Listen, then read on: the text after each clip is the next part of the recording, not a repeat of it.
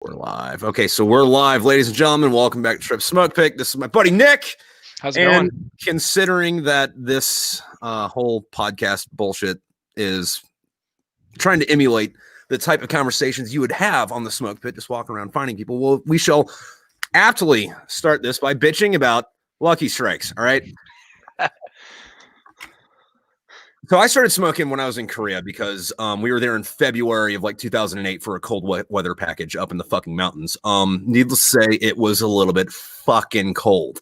So Sergeant gives me a cigarette. I'm like, all right, fuck it. You know, anything to warm me up. And I'm like, oh, hey, this is nice. And I kind of smoke on and off, like not really dedicated to it until years later. But once I started smoking, I started smoking Lucky Strikes. A, because of the nostalgia. B, they're fucking great. C, at the time, they were like $3 a fucking pack.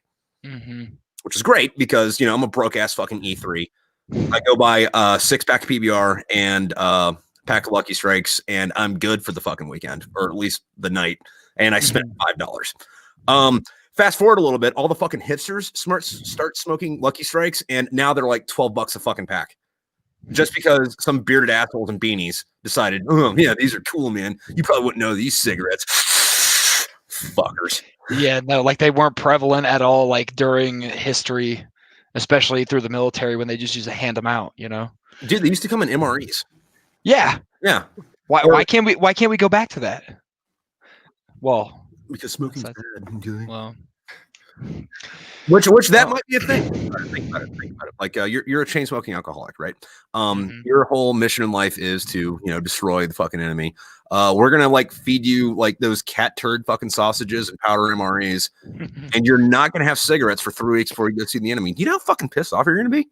Very pissed. Yeah, hell hath no fucking fury like a warrior without tobacco. Yeah, no, right? Nicotine, caffeine, and then if you don't have either of those, then you're kind of fucked. Yeah, dude, when I was in Afghan, I had this lieutenant that would like just double horseshoe fucking Copenhagen 24/7, right? Oh yeah. And our XO like had a fucking kid, and you know his wife sent him those like, you know, that box of like cheap cigars with like the blue thing around it. Goes, it's a boy. And he hands one to our platoon commander, and he just starts eating this cigar. And the XO's like, what are you doing? He's like, I ran out of dip.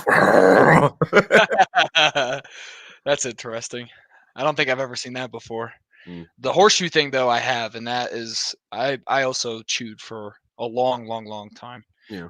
And I can't do it anymore because when I went to the docs, they were like, hey, you need to stop, or you're going to have to get tissue like moved around. Like they'd have to like graft. I don't know how they would do it. They'd have to graft on like gum tissue to make it down that far. Yeah, no, just right in here. I'd always keep it in the front, and I tried to switch sides. Even the dentist told me, like, look, it's not that bad. Just switch your, you know, the fucking sides of your mouth on which you chew on. And I was like, well, just do upper deckers, man. Come on. Yeah, no. Apparently they make your pecker bigger, but I've yet to see results. Yeah, I could never fucking dip. Like my dumbass tongue couldn't get all the stuff in one end. It would just end up looking like I ate a cigarette. Yeah. I chew Red Man for a long time. Red Man's good. Until I think my second deployment, where I just ran out of it and then didn't have it for 6 months, and then by the time I got back to the States, I was like, oh, dude, actual tobacco, sweet. Let's smoke. Let's go. Yeah, no. So. No, but I remember when I was like fucking 21 or 20 or 19, there was a certain age where I would just get so fucking hammered that I would just gut Red Man and not give a shit. And then like it'd be like 3 o'clock in the morning and everybody'd be asleep, and I have to like call my aunt, who my uncle was stationed in Japan, so like it was like noon there. So I was like, hey, what's up? How you doing? And like people that are fucking awake. It was like before Facebook, so I couldn't just be like, all right, who's on right now? What's up? Yeah, no, I started in the auto shop, conveniently enough, in high school, and a buddy of mine was like, hey, have you ever tried chewing? And I was like, no, not really. It's like gross. And he's like, nah, man, you should try it. And keep in mind, I'm originally from Arizona, so it's hot as shit. It's like 125 degrees or some shit during the summertime. And I got a can of peach skull that had been sitting in like the glove compartment of my buddy's old truck. So it's like sweating. Like imagine just like a lump of almost looking like tar sweating. And it was gross. It was so disgusting. I can't go back to it. I'm so glad I quit. No, you know that other thing though, like when you haven't had it in a while, or the first time you do it, and like you just get sick to your fucking stomach. So, I had this sergeant. This is when we weren't in Korea. We were in California, but we had a bunch of Japanese down on Camp Pendleton to do like bilateral training with them, be like teaching them to retake islands because that's a good idea. But we were hanging out with these Japanese grunts, and they were like, I guess whatever the Japanese version of like big country fed country motherfuckers are. So like big rice fed sake motherfuckers. I guess.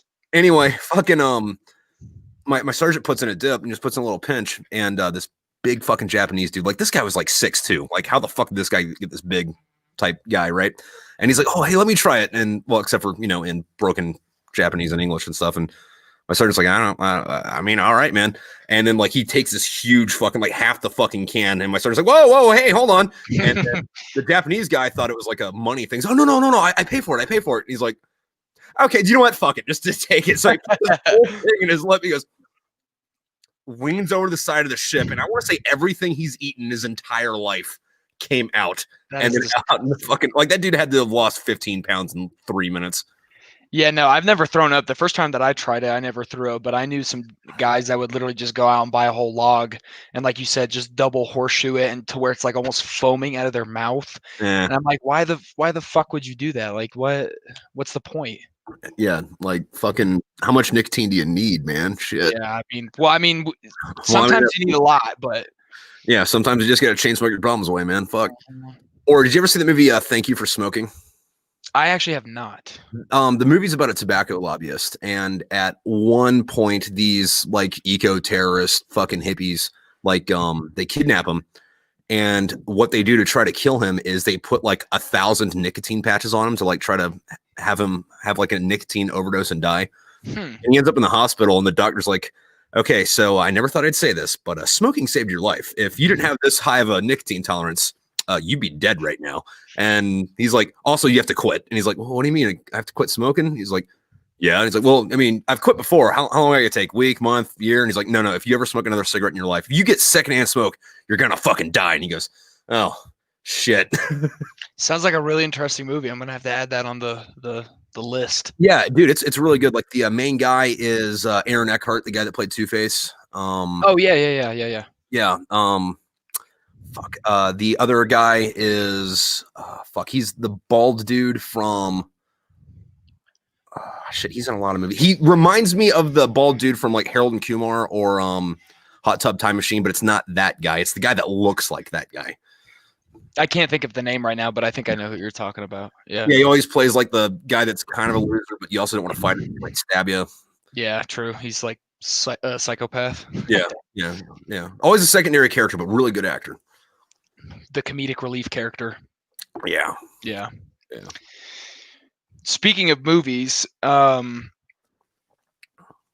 where have more or less, where have all the good Westerns go? Like, I know that this is going to be like a far-fetched, but to kind of streamline the topics, like The Good, the Bad, and the Ugly, fantastic. Like Fistful of Dollars.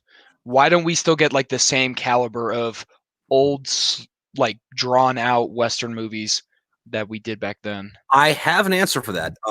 Also, real quick, I'm gonna say what's up to Ronnie. He's up in the comments. He shows up. He's a trooper. But the answer to that is, do you know where Western movies come from? Well, in terms of spaghetti westerns, I know because they're called spaghetti westerns because isn't there a place in Italy that's kind of mimicking like the whole desert? Well, a lot of those movies were made in Europe by Europeans, where that comes from. However, the plots for them are most, if not all, of the good Western movies you've seen were remakes of Japanese samurai movies. Like, that's right. Yeah, like what is it? Shit, what was that one where there was like 8 of them? I forget what the fuck it's called. I think it was like I think it was 7, like the 7 Warriors or the Tales of the 7 Warrior. I know the Japanese movie was called The 7 Samurai, but there was like a cowboy movie about that. I forget what it was. But also, what is it? A Fistful of Dollars was a remake of a Japanese samurai movie. A lot of a lot of other Clint Eastwood and John Wayne movies were remakes. Like I think True Grit was a remake of a samurai movie. The reason we don't have good westerns anymore is because the Japanese stopped making samurai movies for us to rip off. That's true. That's true. And I also want to say, and I'm not entirely sure, but I'm George Lucas, when he was writing Star Wars, had influence on some of those old, like the hero's tale type of movies about samurai and like the feudalism and Yeah. Well, clash. it's not credited by Lucasfilm. However, like film analysts will tell you that Star Wars was a remake of a movie called The Hidden Fortress. The Hidden Fortress. That's what it was. Like, the whole, like, it turns out that, the dark evil samurai is actually this dude's dad, and then, like, the princess is his sister, and then they have this, like, one super base that can destroy everything, and they're the evil empire and all this shit. Like, yeah, there has to be a message that has to be delivered. Like, a lot of shit fucking lines up with it. Like, if you look at the fucking page or, like, the documents for, movies that are remakes, it'll have that movie, the Forbidden Fortress or the Hidden Fortress, and then it'll say, Star Wars unofficial remake. Gotcha. So, gotcha. Did you watch? And I don't know if this is kosher or not to do, but did you watch the presidential debate? Because everybody that I ask is like, "Fuck no, I didn't watch it." Or, oh, dude, no, there's no way I was going to miss that fucking train wreck. Actually, I take that back. I will not sully the good name of train wrecks by comparing whatever the fuck that was to train wrecks or dumpster fires or reincarnated abortions. I'll admit, so I was like traditionally raised conservative, like not hardcore conservative, but conservative nonetheless. And now I find myself in my like younger adult stage of life to be more up and down. And to be honest, I didn't even know that that was a thing. Like I knew what libertarian was. I knew like the Green Party, et cetera, et cetera. Right. But like I took that, what is it, Foursquare political bullshit quiz or whatever. And it turns out I'm actually more libertarian from the get-go than I ever was conservative, which is just interesting to me because I was sitting there watching it and I'm like, these two grown-ass old dudes are literally just arguing at each other, not letting, no, they can't speak their mind because they're both cutting each other off. And I was just sitting there laughing like, what is this? Reality TV? Yeah, well, there's two big issues with that. The first one is during those debates, not just the main ones, but all of them, if you're not talking, your microphone shouldn't be on. Period. The second one, and this is a problem with American politics in general right now, is politics are not supposed to be entertaining. No. There should be no part of the day where I want to turn on C-SPAN. But shit is so fucking whack right now that it's like, dude, I'm going to C-SPAN to see what the fuck this bullshit's going on with, Yeah.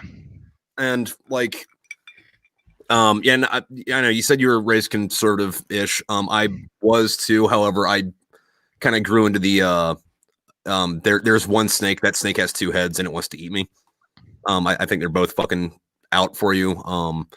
I'm of the mind that while they do have vastly different rhetoric, if you look at the policy they push, they're doing the same shit. So that's only in whatever. Like, what is it? Remember about a year ago where Trump was giving some speech and like Nancy Pelosi like ripped up the fucking his speech. Oh yeah, it's like, hey, dude, 12 hours before this, you signed his defense bill. Why didn't you just not sign that instead of this bread and circus bullshit? Yeah, no, I don't understand it at all. It seems like that there's just a lot of political mudslinging and backstabbing. It's like, this person said this, he said, she said bullshit, and it just is like a never-ending cycle. Like, I've also basically come to the consensus that a lot of politicians are just really good liars or like charismatic liars at the end of the day. So, I mean, I don't know. I just think that it's really funny that I could turn on the TV or stream it on YouTube and be like, this is literally me laughing for almost an hour and a half, 2 hours, however long it was. I don't even remember because I was shit-faced, but Well, the other thing with that though too is just say for the sake of the argument, you're a Republican and I'm a Democrat. Trump says something, Pelosi says something else, and then they go hold hands and go do something. When they said their first stuff, you and me get into a fucking argument about what they said, and we don't pay attention to what they're doing not on camera. Yeah, no. And I mean, at the end of the day, like I was raised, like I said, in Arizona, and I was raised conservative, and I had a shit ton of friends that were like Democrats, and Yeah. there's nothing wrong with that.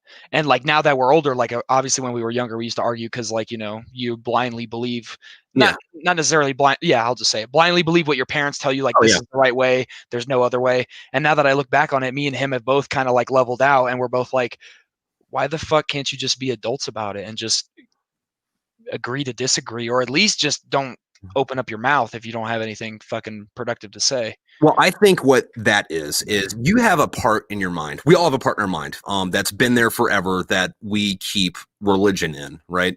And if you look back at, the history of forever, we always fight about religion. We'll kill each other over it. And then if we're not at the point where we're killing each other over it, we'll at least fucking hate you over not even believing in a different God, but believing in that same God a different way than I do. And we got rid of religion and put politics or our political party in religion's place. So like we don't have God anymore. We have whatever party we're fucking subscribed to. Yeah, we have figureheads now instead of theocracy or whatever it's called. Yeah. Ideology. It's the same thing. We're just it's technically different, but it's the same thing. Yeah, no, it is. It's just idolism at the end of the day. I mean, and the other thing too, though, is like both with religion and politics, they're both tools to control other people. So it's like my ideology of how we should run this shit needs to be forced on you, and I can't do it with God anymore, so I have to do it with the law. Yeah. I mean, I'm not disagreeing with you. I don't think that you're wrong at all. It's just really weird now that it takes you that kind of time to finally kind of figure it out, I guess. Well, but I think one of the things I do think is good about it is, as terrible as social media is, we can communicate with each other a little bit better. So like people nowadays are coming to terms with this shit in their fucking 20s, as to where, 100 years ago, you might think about it when you're 70. You might. Yeah. And it's even just a possibility at that point, which, I can see that for sure. No. So, yeah. That's my 2 cents on it anyway. I mean, hey, yeah, no, like and also like, even if you disagree, like I said, just be an adult about it. Yeah. Like at the end of the day, you can argue and you can be like, okay, well, this is why I think I'm right, and be at least like, what's the word? Level-headed about it and maintain your composure. Yeah. The other thing about it too, though, is I don't understand all the fighting because it's not like you can do anything about it either. Like no, yeah, it's really funny because I went into the office the other day and everybody's like, this one guy in our office is like, hey, are you gonna vote? Like, who are you gonna vote for? Like, whoever you're not, you annoying asshole. Shit. Yeah, no. but it's like who are you gonna vote for? Who are you gonna vote for? And our chief just turns over very slowly and is like, it's not, and he says it super like almost too cool, like too calm and collected to a point where it was like almost eerie. He's like, it doesn't fucking matter anyways. And like the whole room just got silent. I'm like, I mean, to a point, I feel like he's right. Like you hear about the ballots getting tossed in the river, whether that's confirmed or not, I don't even know. Well, dude, it's not even that far. It's not even that far. So take this for example. Like, say I really believe climate change is going to destroy the planet, right? Mm-hmm. What am I going to do about it? I can vote responsibly and recycle. Mm-hmm. That's fucking it. And drive a Prius. That's literally all the fuck I can do about it. Yeah. And or I can also go on the internet and bitch. But yeah. At the end of the day, that's all you can do for it is like try to vote and be responsible, because like nobody has the fucking balls anymore. And if they did, they couldn't get away with getting all their buddies together and overthrowing the government to fucking like actually fix shit, you know? Yeah. No, but it's just I don't know. And also for climate change, like if the world was really going to end over climate change, don't you think the rest of the US would be like California?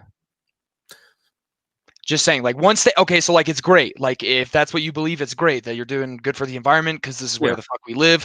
And if we fuck it up eventually to a point where we can't recover from it, well, oops, that's it. But if it was really that big of an issue, do you think that, Arizona, New Jersey, wherever, Utah, Oregon, they would all adopt the same kind of principles? Well, I mean, there is an issue with that, though, because I would think that whether or not you believe in climate change, at the end of the day, when there's a decision to be made about it, you should go with the one that doesn't fuck shit up as much. But back to the earlier thing, you and me, what the fuck are we going to do about it? Yeah, no. I'm going to recycle and vote for the Green Party guy. That's literally all you can do. Yep. Oh, and drive a Prius. Which also, that's even if itself, like if you want to, like, because I could drag this on all day, because I mean I'm a mechanic. The Yeah, batteries, Priuses are actually terrible for the environment. yeah, Yeah, no, the smartphones, the lithium that they got to mine out of the mines is like you can just keep going on and on yeah, and on. But I mean, I don't know. If it's our time, it's our time. yeah. I'm not worried about it, at least for now. Right. Well, see, the thing is, though, is like if you look at the history of the Earth, it gets cold and it gets hot and it gets cold and it gets hot. And granted, this is over thousands and thousands of years at a time, and the world is warming up, but we're also coming out of an ice age. So the argument isn't really is the Earth warming up. It's like how much of an impact are we making on it? Yeah. But I think the world will be okay. Like we might all die, but I mean, like fucking whatever fucking monkeys are will evolve into something cool after us. Yeah, no, for sure. And plus I mean, I personally believe that the planet does a good job of maintaining itself. Like you said, we may not be here, but it goes through cycles of heating and cooling over thousands of or hundreds of thousands of years. So I mean, eventually we'll be gone, but it'll still be kicking. Yeah, and I love the people that are like, well, but I mean, like us being here is like the reason that we have to change this. I'm like, dude, have you been outside and met a fucking human being? Why are you defending these fucking animals, man? No, yeah.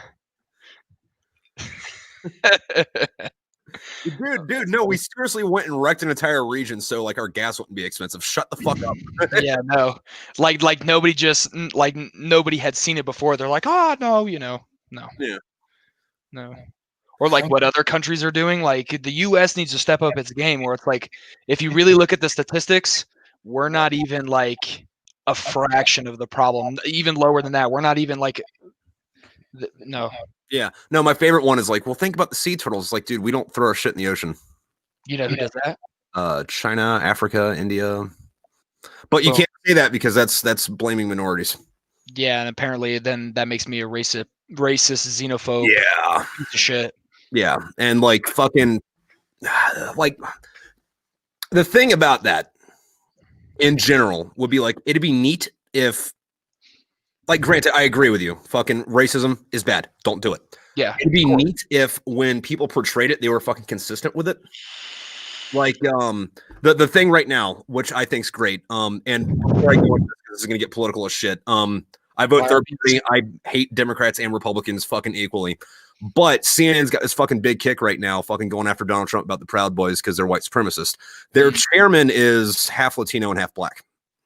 So it's like, hey man, I would be really inclined to listen to you about this if the chairman of that white supremacist organization was actually not a minority. See, like I'm a little bit old fashioned. I like my white supremacists to be white.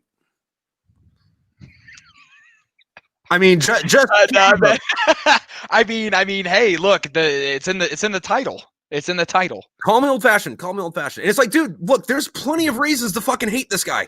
Get one and put it out there that doesn't make me think everything you say is bullshit. Because then it'd be like, all right, cool, I can get on board with this. Yeah. You know? Or that besides how they switch the headlines, they're like, XYZ happened today, and then they edit it, and then it turns out that somebody sourced the fucking picture, and it's like, yeah, from 2007. Yeah. Or 2001. What does that have to do with 2020?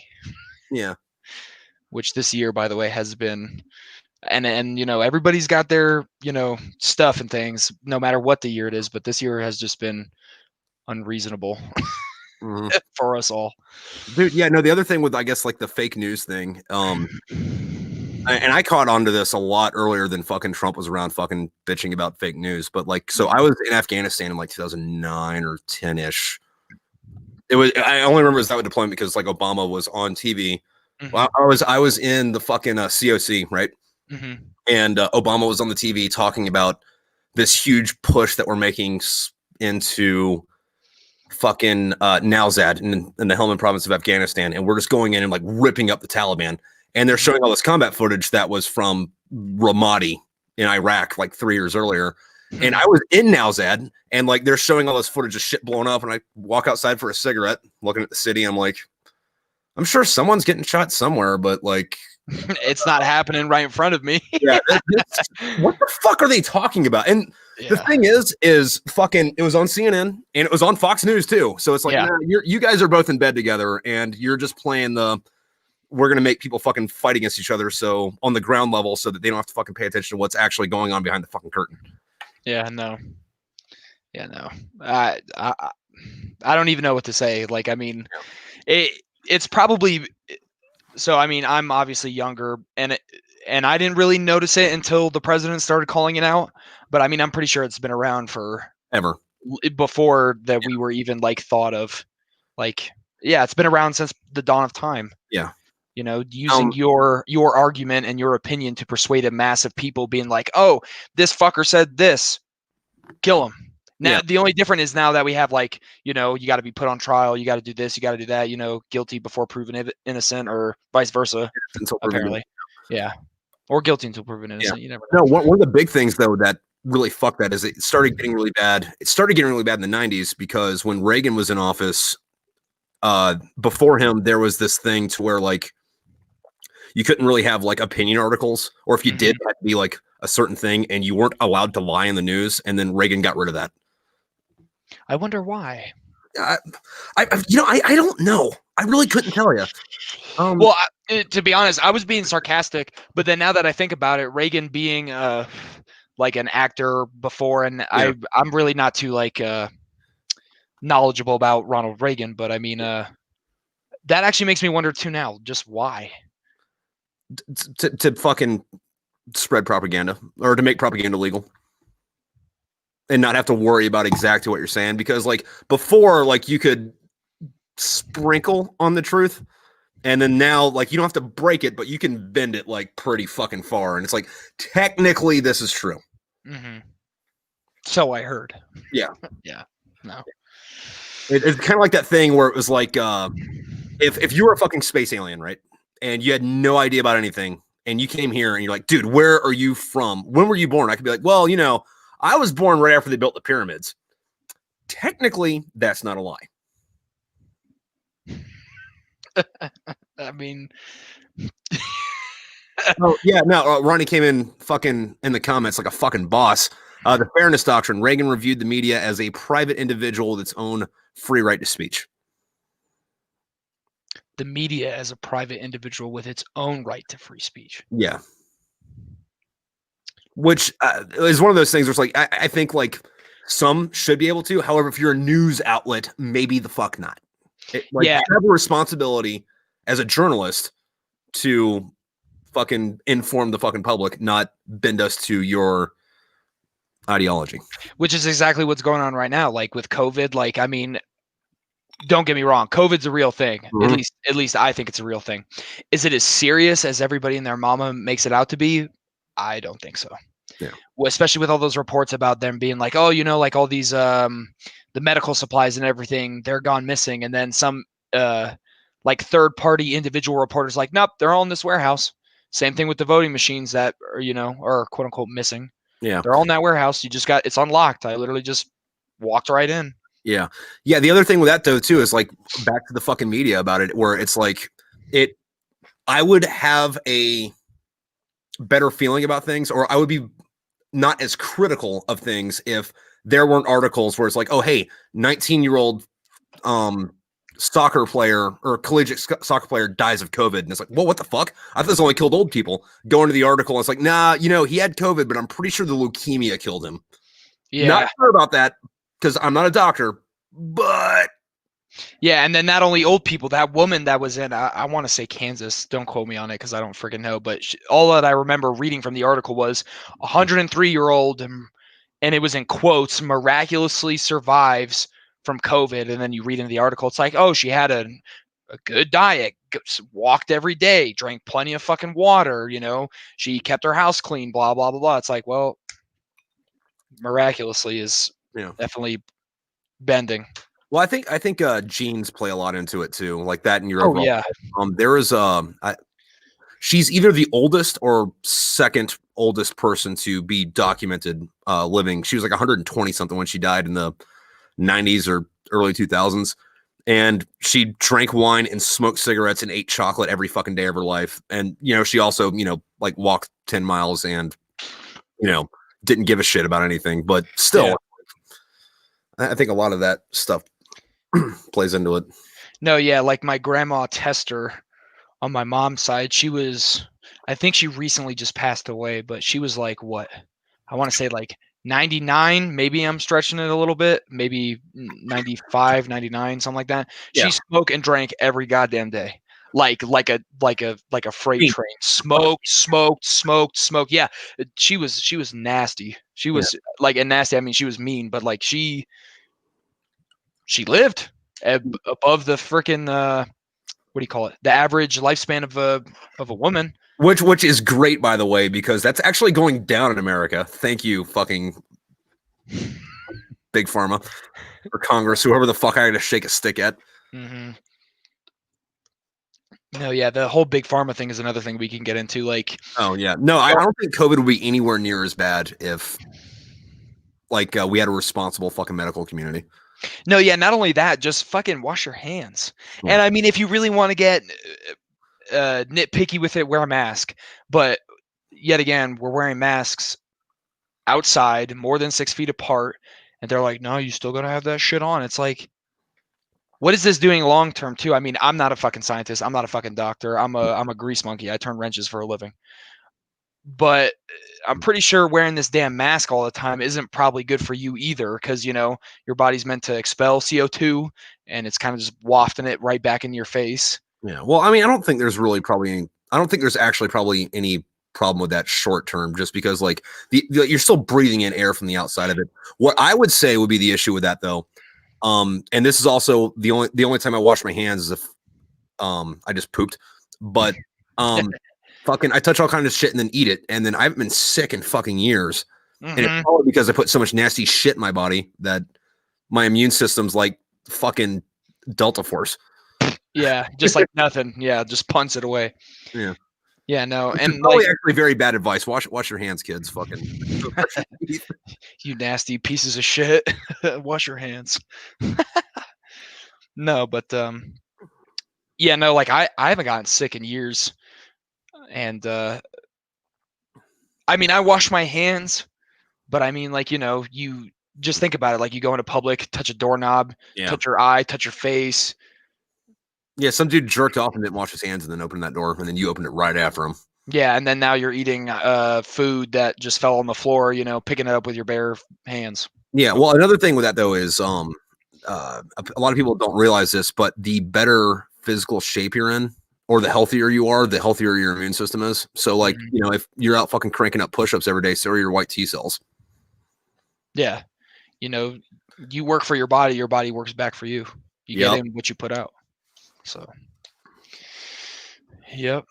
Yep. So change the subject. What's on your shirt, dude? Anime weeb shit. Which one? It's a great series called Demon Slayer. It actually got so goddamn popular in the US actually worldwide. It was trending on Twitter when the 19th episode came out worldwide on Twitter, not just the US, like everywhere. Nice. It's a great series. I think it started out, it started out as a manga, and for whatever reason, a buddy of mine was like, "Hey, if you're not doing anything," because I was actually on guard duty, Yeah. he was like, "Just go ahead and pull this up on the old laptop," and I was like, "All right," and I watched it, and I literally binged the whole thing like the rest of the night. I didn't even go outside to smoke. I just kept watching and watching Dude, and watching. It was it's that good. fucking good. Jesus. It was that good, in my opinion. And I kind of watch everything here and there, but I'm definitely not afraid to try it. So Yeah. if you Nah, like anime, you should yeah, I don't definitely. know. I'm weird with anime because, like, I wouldn't say that I quote unquote liked anime because when you say that, they're like, "Oh, so do you have Crunchyroll?" And it's like, no, I just have Yeah, like I just have a bunch of fucking old shit on DVD. Like, fucking, hold on, where's my Gundam patch? It's over here somewhere.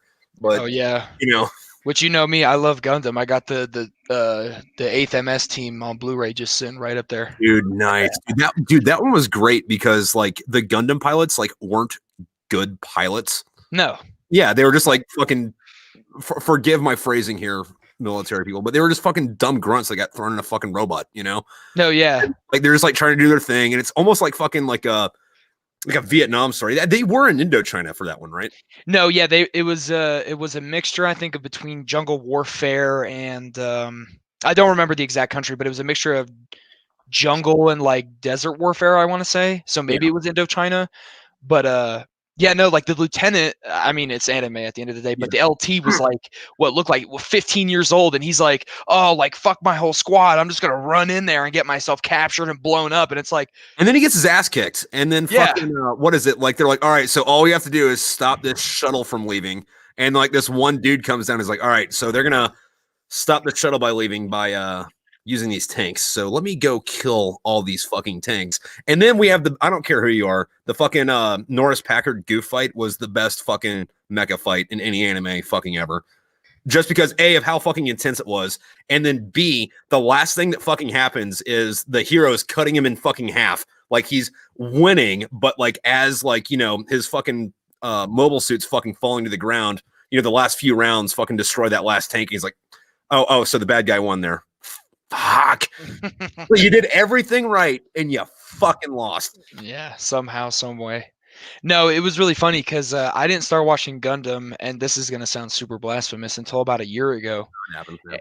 And I got so into it, I got my whole entire, well, no, about half my calf done with the 8th MS team, the main bot just posted up in the jungle blasting fuckers like it was going out of style. Dude, you have to send me a fucking picture of that. That sounds fucking dope as shit. I mean, I can show it now, but I'm kind of embarrassed because I'm wearing jorts Oh, and not and not jean shorts, jogger shorts. Because you know it's the new age, hip, cool thing to wear.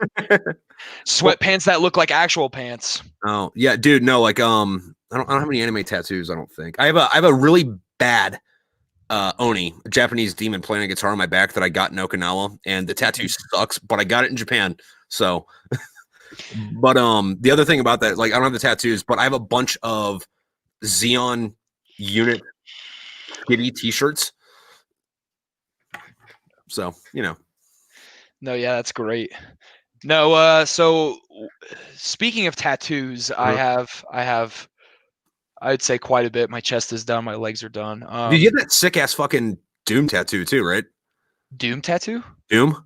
No, I don't have a Doom tattoo. What was it? Somebody sent me a fucking pic. I thought it was you, but it was like it was the symbol of fucking the Doom Slayer or whatever. I was like, dude, that's fucking gnarly. But no, but I do have, and for whatever reason, sorry, mom or whoever's probably watching this, I do have the satanic sigil, the Leviathan cross on my back. Yeah, the infinity symbol, and then it's got the long like cross looking like thing with the notches in it.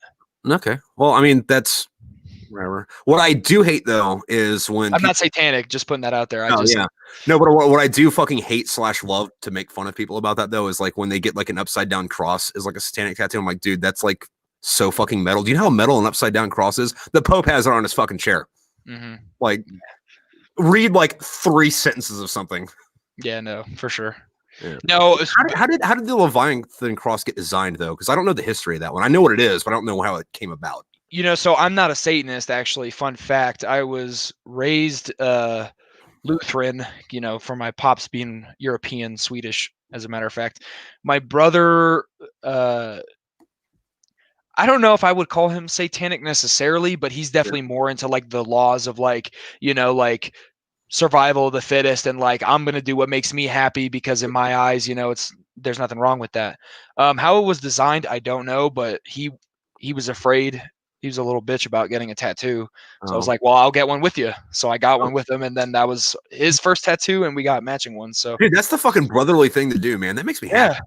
Well, no, because he was so scared. He was so scared because, like, I have, like, my arms are done and, like, my whole chest is done and my thigh. And he was like, dude, like, I really want one because it's so badass, but I just can't do it. And I was like, come on. So I took him down to Elm Street when we were in Texas near Fort Worth. And I was like, hop up on the chair and I'll pay for your tattoo. So I literally paid for his tattoo and we just both got matching tattoos. And he's like, now I'm going to get a whole sleeve with like Dark Souls shit and like medieval like knights and blah, blah, blah, blah. And I'm like, dude, go for it. Like, do what makes you happy. And he was like, thanks. That makes my heart warm. And it's not just a dude, speaking of tattoos and Satanism though, fucking precursor to this. Have you played Skyrim? Of course. Okay. Have you seen The Evil Dead? Yes. Okay. So, stuff happened back when I was in Quantico. I ended up getting kicked out of the barracks or out of my barracks because there was a catastrophic malfunction with something in my room and they had to like move me to a different room, but the barracks was at capacity. So they moved me to the Navy barracks. Mm-hmm.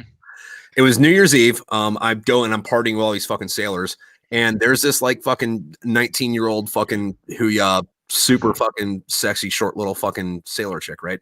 And she's like wearing this tank top, and she's got this badass fucking Skyrim tattoo, right? But like you know how in Skyrim the language they use is cuneiform, which is also the language they use for the Necronomicon. So I'm like poking her and prodding her, talking to her about shit, and I gained through stuff that while she's a huge Skyrim fan, she's never seen The Evil Dead, no idea what it was. So I'm like, all right, cool, fucking whatever. So like a couple hours later, she's like, hey dude, I got a fifth of vodka up in my room. Do you want to come up? And I'm like, yes. So we come up to her room, right? And she opens her fucking freezer, and the quote unquote fifth of vodka is just like a really big bottle of Smirnoff Ice. So whatever, but she's like, hey, you want to do the thing where like I take a drink, you take a drink? Yeah, dude, you go ahead, take a big swig, and I'll just down the rest of the bottle. She's like, yeah, okay. So she like takes a couple swigs, and then like I down the rest of this fucking thing. She's like, oh my God, how'd you drink all that? And I'm like, because it's not alcohol, but whatever. Okay. Anyway, well, I mean, come on, dude, like Smirnoff, come on. But anyway, fucking she's starting to give me the fuck me eyes, right? And I'm like, hey, listen, hey, real quick, can you tell me about this tattoo? Fucking, why do you have that? She's like, oh, dude, I really love this fucking game, blah, blah, blah, whatever. She starts telling me about Skyrim. And I'm like, yeah, but why do you have all that satanic lettering written around it? She goes, what? And I'm like, all that lettering, that's satanic script you have tattooed on your arm. And she's like, no, it's not. I'm like, look up, go to Google Images. Look up Necronomicon, the Book of the Dead. And if you do that, all it does is the pages from the book from the Evil Dead. She starts crying, right? Oh, like, oh my God, no! And then like I'm like, I have to leave, and I just fucking bounce. You're like, goodbye, crazy lady. It was nice talking. That's funny as shit. No, that's how I had to. So I'm not religious. Actually, I'm a heathen. Yeah. That's why I got the Viking shit on my arm, because it's kind of like the family heritage on my dad's side. But I had to hide that. I guess I didn't do a really good job of hiding it from my grandparents, and they're old fashioned, and they're like, so Nicholas, what does the Vikings compass mean? And I was like, oh, your heart will never lose its way if you're on the right path or whatever, and some other kind of shit. And they're like, oh, well, what does this one mean? I was like, oh, it's Odin's mask. Nobody knows what the fuck it means, but it looks cool as shit.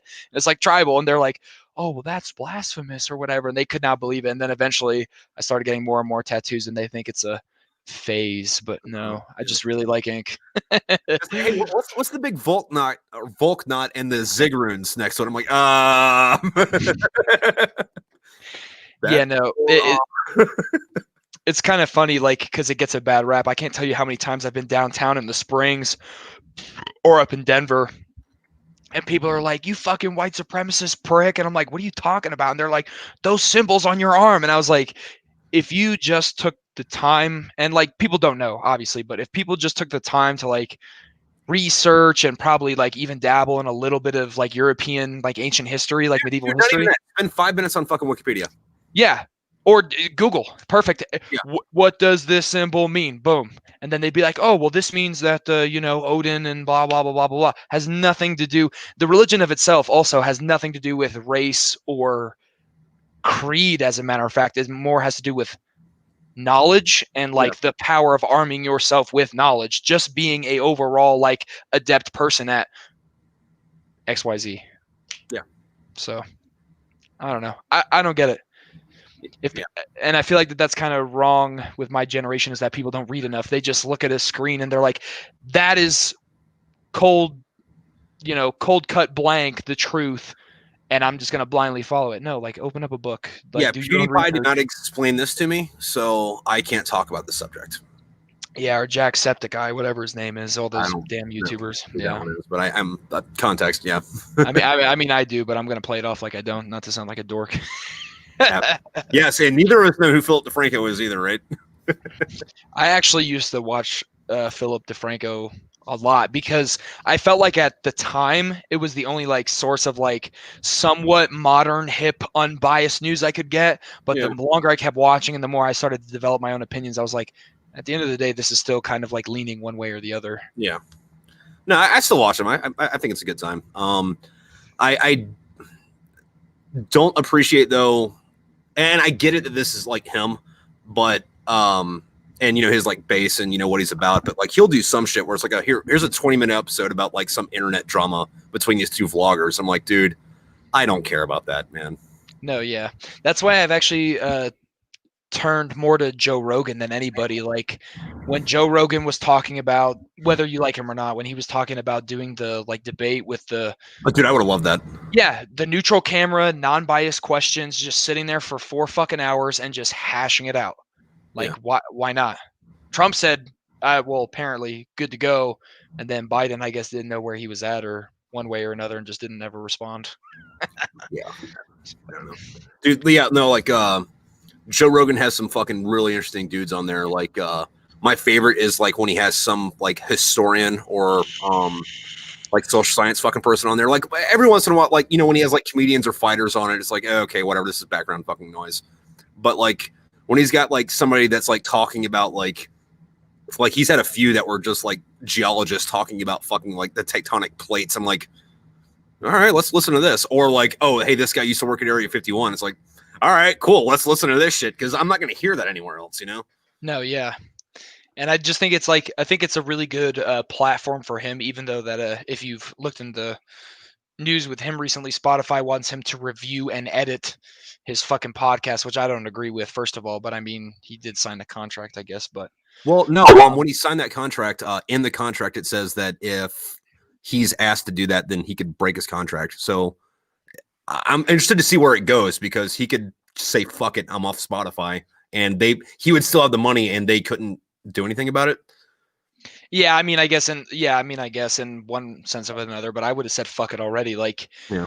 I feel like one of the reasons why he was so popular was like, oh, in Denver, mushrooms just got decriminalized, and I'm all about that. And I was like, well, that's Joe being honest. And then it's like, I don't know, his honesty kind of, and like just the multiple fields that he dabbles in kind of drew me to that. And I was like, that's why I said fuck DeFranco. And I was like, I'm just going to watch Joe Rogan. Yeah, dude, no, he's all over the place. One of the other things I do really appreciate about him, and I guess this is kind of a bust on my part before that, but like he'll have dudes that are like on both sides, far ends of the fucking political spectrum. Like he had because like I'm mostly, I guess what you would say, libertarian, but I lean a little bit farther to the right. But he had Bernie Sanders on there, and I was like, all right, well, I'll listen to this guy fucking talk. And then like at the end of it, I'm like, oh, okay, you're not an evil asshole. You just are. I wouldn't say dumb. Your mind's in the wrong part. Your heart's in the right place, though, Bernie Sanders. So good for you. Not voting for you, but I understand where you're coming from now. No, So, yeah, like, help me have like empathy. yeah. Instead of going, oh, hey, all you left wing fucking nut jobs, you're idiots. Like, I see where you're coming from. Don't agree, but I see where you're coming from. Yeah, no. And to bounce back on that too, for a long time I hated what's his fuck? He like super right wing dude, very loud, turning about like the chemicals in the water gonna turn the frogs gay. I can't remember his damn name. Alex Jones. Yeah, Alex Jones. I hated that dude for such a long time until he got up on that show and like was like, well, this is why I think it is, blah blah blah blah blah. Actually, I'm kind of retarded, and I got a good laugh out of that. And it's like, okay, so he takes himself seriously, but he also knows that some of these, I guess, at least in my mind, it spoke to me as in like some of these, he realizes that some of these could be far fetched. I don't know, but. Well, I mean, the thing about that though is Alex Jones didn't actually get canceled. He's actually a crisis actor. No, I don't know. Yeah, no, it flew over my head. If you want to explain, you can. I'm like, okay. So like, that conspiracy theory where like they'll show pictures of people that look about the same at a bunch of different tragedies and be like, no, this is actually the same person. They hired these people to like run around and act scared and stir up controversy. So it's like, Alex, like the joke was Alex Jones didn't actually get deplatformed. He's a crisis actor. Oh, yeah, no, I get it now. Yeah, no, that one totally flew over my head. I'm going to be honest with you. I was not catching that one. No, yeah. Speaking of crisis actors, when the whole riots involving George Floyd were going down, did you ever see any of the videos? And this is probably going to get really political and I mean, I don't know. I'm down. Yeah, I am too. More controversy, the better. No, I'm just kidding. But the bricks that were placed like right outside stoplights and like the glass courthouses. Did you ever see any of those videos where the Yeah, I people were saw walking those, around? but I didn't see what happened with them. Like, they were up and like in, I guess, the conscious or the public's conscious for like a week, and then it just fucking disappeared. And it's like, well, what happened with those? No, yeah, apparently I had seen a dude, I can't remember what page it was on. It's like in the deep Mhm. forms of my Instagram. Yeah, But the guy was like filming it and like, not today, like we're not doing this shit, like we're better than this, like they're playing us for a damn fiddle. Just walking around being like, this was all set here like a week ago on purpose, right outside a beautiful, yeah, architecture wise, a glass courthouse, and they're just being wait to, yeah. knock it the fuck down. No, and what I do love though is when people are like, well, I mean that couldn't be a thing, and if it was, who would do that? Like, it wouldn't be the government. It's like, I want you to go look up Operation Mockingbird and then Operation Northwoods and then the Tuskegee experiments, and then get back to me on what the government will fucking do. Mm-hmm. Yeah, no. There's so much crazy shit that, like, it's to me it's kind of crazy, even though I still work for the government and you worked for the government, Yeah, obviously. That the people are like, oh yeah, no, they'd never do that. Just blind as no. yeah. It's like, no, dude, we You'd be would. Trust surprised. me. Yeah, we would. Yeah, no. I know. Yeah, been there, still there, Yeah. but The other one though that like fucking I guess would be a counter to that is when they like show a picture of a person and they're like, this, guy that's instigating this riot, he was definitely a Delta Force guy. Look, he's wearing military boots and he's got a black baklava, and the military wears those. It's like, okay, dudes, special operations dudes don't wear fucking uniform shit. yeah, no. If it was, he'd be wearing Converse, maybe Vans. And then maybe a Hawaiian T-shirt, Yeah. give or take. Yeah, no. Yeah, no. Yeah, it's like, nah, dude, that's not right. Now, Yeah, maybe it could have been, some, wannabe whistleblower working for the NSA that wanted you to know that he was working for the government, so he gave you that little bit of a clue right there because you totally catch on to the fucking boots he was wearing and draw this conclusion. yeah, no. How they're compliant with the rules? No, Yeah, no, yeah, stupid.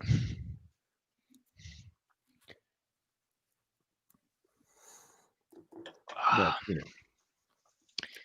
People are going to believe what they want to believe. yep, At the end of the day, the government's not bad, etc. yeah. So I just think it's funny because, like, Hold on, I have a horror story for you. It's very gotcha. short. It goes, I'm from the government. I'm here to help. Yeah, true. With your long ass wait times and how we want the big pharma to completely just Yeah, no, and as much as a lot of the conspiracy theories make sense about how the government's out to get you, I Mhm. still don't really believe them because it's like this will require a lot of agencies to talk to each other. And I don't know if you've done any bilateral training with another branch. The Yes. Army doesn't fucking talk to the Navy. The Navy doesn't fucking talk to the Marine Corps. Well, the Navy kind of talks to the Marine Corps, but not a lot. Yeah, But they don't fucking talk to the fucking Air Force. Like, no. and you're telling me all these guys got together to fucking do this worldwide fucking conspiracy thing? It's like, I would like to believe that because I really would like to believe that the government is that in charge of shit. And the reason everything's fucked up is because they have the power to do it. I mean, you could even dumb that a step down and be like, have you ever just gone to the fucking DMV? Yeah, no. There's your answer right there. Oh, Dude, we don't have your paperwork on file, or there's a crackhead in the corner being like, can I get $5 or something like that? It's like, no, no. the DMV here, right? The one I go to, fucking so they only take cash and they only take exact change. It is Interesting. 2020. Why the fuck are you only taking cash and exact change? And it's like, well, if you don't have cash and exact change, there's an ATM at the Rite Aid a mile from here. Those guys are fucking doing all this fucking nefarious shit. Okay. Hey, maybe people are just fucking fucked up and the left hand doesn't know what the right hand is doing, and the consequences of the left hand and the right hand moving happens to be fucking you in the ass. I mean, you did say it best before we went live, just underdeveloped, I guess. I don't fucking know. Yeah. I don't know. Yeah, no. It's nice. The DMV here, It's nice because I don't even have to go off post. There's a DMV on post. Dude, nice. Also, Yes. fuck you. Fuck you. I'm jealous. I'm fucking jealous. No, Fuck you, man. no, so it was kind of a You're pain in the great ass. shit, I want it. No, it was a pain in the ass during COVID because they're like, "Oh, we're closed indefinitely until COVID gets better." And I'm like, "All right, well, my tags are kind of, a month out of the expiration date, and it's like 25, $35 for every month that you're fucking late. Up to it is 25 because it's up to $100. It can't supersede that. But I literally made the appointment the other day. Went down there. It took me 20 minutes. Literally, I just sat there 20 minutes. She calls me up. She's like, "Oh, it seems like you're a couple months late on your registration and tags." And I was like, "Oh yeah, like my bad. I couldn't get an appointment or whatever." I said yada yada yada. And she's like, "Don't worry about it. $70 even. Bye." But if I went off post, I'd be paying $375 fucking dollars for brand new stickers just to put on the back of my license plate.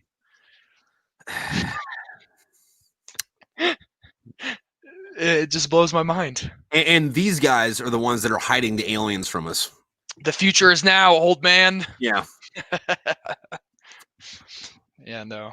Dude, no. The aliens came down, talked to the government. They have a cure for cancer and AIDS, like in like a pill the size of a fucking Advil. Yeah. And these motherfuckers, these guys are keeping it from us. Yeah. Got it. But once again, I would really like to believe that, because if that were true, that meant that this isn't all chaos. Someone is in charge. But the scariest part about it is no one's in fucking charge. No, you only think that they're in charge, but there has to be like. So I personally believe that, like, we have the two-party system, and goddamn, we've been talking. This is probably the longest I've ever talked about politics, but I mean, like, It's election year. we have a two-party system, right? Yeah. But I mean, like you said, they're all in bed with each other. They say one thing that pisses you off, so then you're fighting with the Joe or the jarhead next to you, and then you're all up in arms about it. But then you don't see that they're literally in bed with each other, so it makes you feel like that they're just all the circus animals, and the ringleader is somewhere up top, out of view, that you just can't see, that's pulling all the strings. I don't know. Now, granted, there are some strings that are being pulled like that, but it's nowhere near the level of like they killed JFK. No, yeah. Which, I mean, they might have, but I mean, Speaking of which, where are those damn documents? Because I just want to know. Like, if that doesn't boggle your mind, I don't know what is. I forget his name, the actual shooter, because Lee Harvey Oswald. Oh, I'm sorry, George Bush. Oh, for sure, the Lizard Men. You know. Actually, I have a pretty good case for George Bush killing fucking JFK, but you go on and then I'll go on afterwards. Yeah, no, for sure. You've piqued my interest. Just like how they did it. Oh, there was only one shooter. There was multiple shooters and the grassy knoll and all this other kind of stuff. And I'm just sitting there thinking about it. Like when Trump was like, "I'm going to release those documents." Ever since I was a little kid, I loved fucking history. Like, just loved it. I just want to know what happened. And I have my own conspiracy theories about the damn government doing it too, because, like, right place, right time, blah, blah, blah, blah, blah, and all this other kind of shit. But I'm just sitting there thinking, like, are we finally going to get to know? Like, it would at least satisfy my interest on the whole topic, but enough rambling. No, but so George Bush, the dad, George Bush Sr., George H.W. Bush. So Daddy at Bush. The time, Daddy Bush was the director of the CIA, right? Okay. He had no fucking reason to be in Dallas. As a matter of fact, he flew in about an hour before the fucking assassination, and he had a scheduled flight beforehand to get on a fucking airplane and fly out half an hour after the fucking assassination, right? Mm-hmm. Everyone else there was supposed to be there for hours, if not days after fucking words. So it's like, why did the director of the CIA show up late and leave early and have nothing on his fucking itinerary? Just like to go watch this dude drive down the street? You tell me. I mean, like, that doesn't prove anything, doesn't mean anything, but it's like, it's kind of a little bit suspicious. Our government would never be able to do something like that. They take care of us. Well, the other thing, though, is Lyndon Johnson's wife was the majority stockholder in Bell Helicopter. And that I did not know. Yeah. So JFK did not want to go to Vietnam. He was trying to pull us out. Like, he had a plan in place to where all the advisors that were in Vietnam would have been gone by the beginning of 1965. Some things didn't work out, and Lyndon Johnson becomes president, and we go fucking like balls deep into fucking Vietnam. And Lyndon Johnson's wife becomes a fucking multi-billionaire over the course of a couple of years from selling helicopters to the government. Yeah. So, I mean, like, I'm not saying Lyndon Johnson had a reason to fucking get JFK out of the way, but I mean, yeah, no. And then Nixon perpetuated it and was like, I'm gonna pull them out, and then just kept delaying it, delaying. Well, I mean, Nixon did pull us out of Vietnam, though. He did eventually. Right. Eventually. And I don't think that Nixon deserves all the shit that he got, because he also opened ties to China, fucking desegregated society, started the EPA. And then what the bad thing he did was he wiretapped a hotel where the opposite committee was. It's like, okay, yeah, sure, we can get mad about that because, you know, back then they would impeach them about that. But it's like, hey, dude, like everyone since them's done that. And then we just kind of fucking ignored it. Yeah. Yeah. Which also, in case in point, with Lyndon B. Johnson's wife owning the helicopter company or whatever, the parts, the manufacturer for that, people are telling me like, oh, like you joined the army and blah blah blah, like or well, not people, but like people are like, why'd you join the army? Like, that's not a noble cause. You know, like war's an economy. And I was like, well, you don't think I already don't know that? Like, obviously. Well, here's the thing on that, though. Here's the thing. I can explain that for you. Maybe not you, but for me. I can explain it for me. How about this? So we'd been technically in Iraq since like 1990, right? Like we never actually left. We just, you know, pushed ground troops back in. I don't buy the pushback bullshit where they're like, oh, we went in for weapons of mass destructions that weren't there. And it's like, yeah, dude, fucking Reagan sold that dude a lot of fucking sarin gas. And if Saddam Hussein didn't have weapons of mass destruction, what the fuck was he killing the Kurds with? Because I'd like to know. Point B, though, what it actually was is right now there are there are 3 countries that don't trade oil exclusively in dollars: Venezuela, Iran, and China. And you can see how we treat them. And the reason that's important is for the economy. So check this out, right? If Japan wants to buy oil, they can't use yen to buy oil. They have to get dollars to buy oil in. So that means like fucking Japanese cars are cheaper in America than they are in Japan, even after all that fucking shipping and shit, because what they do is they build cars, bring them to America, sell them for dollars, take those dollars, buy oil, take that oil to Japan. So if this system with the petrodollar fucking breaks, we become a third world country like over fucking night. Like gasoline would go up to fucking $20 a fucking gallon. Like we'd be fucked. Damn. Saddam Hussein decided that he wanted to fucking sell oil in euros, and we're like, you can not do that, and that'd be cool. And it's like, no, I'm going to do that. So we take his fucking country out. And while that is kind of a fucking shitty thing, at the end of the day, you're welcome for America not being fucking Mexico 2.0. Well, yeah. But I mean, like, the other thing on that is the government was going to fight that war no matter what. And if people like you and me didn't enlist, they would draft people. So you're welcome for not getting drafted. Yeah. I mean, hey, whether or not you agree or disagree with the reason is that, I mean, I wasn't in during that time, but I mean, when I was watching it on TV and stuff like that, it's like, you know, someone's got to do it. Yeah. At the end of the day, someone's got to do it. Whether you like, you have, you know, your political or like ideology, like whatever it may be, at the end of the day, someone's got to do it. And the government wouldn't draft us. Yes. Yes. The fuck they would. Yeah, they fucking would. Yeah, they fucking would. And people don't understand like and I'm not going to get up on a high horse and be like, oh, they don't understand the culture or the society and like, which the military is. But I mean, like, it takes, I don't know about today's day and age, but at least back in the day, it was this special kind of person. Yeah. Like you had some want to be there. Yeah. And to fill that role and do that fucking job. Yeah, no, because like I joined in 2006. And the reason I joined, like I was too young to be like one of the like get back at 9/11 guys. But I I'm way watched, too young for that. yeah, no, I watched Fallujah on TV and wanted to go shoot people. I watched Saving Private Ryan and I was like, those dudes look badass. Let's do it. And then now my shtick is super cliche, but it's like I've always wanted to be an army guy. You know, I've always wanted to be an army man. Yeah. Happens. Sorry. Maybe you shouldn't have given me so many fucking plastic toy soldiers when I was fucking 3. Yeah, and M80s to blow them up with. Yeah. Even though I don't do that, I'm a damn mechanic, but still.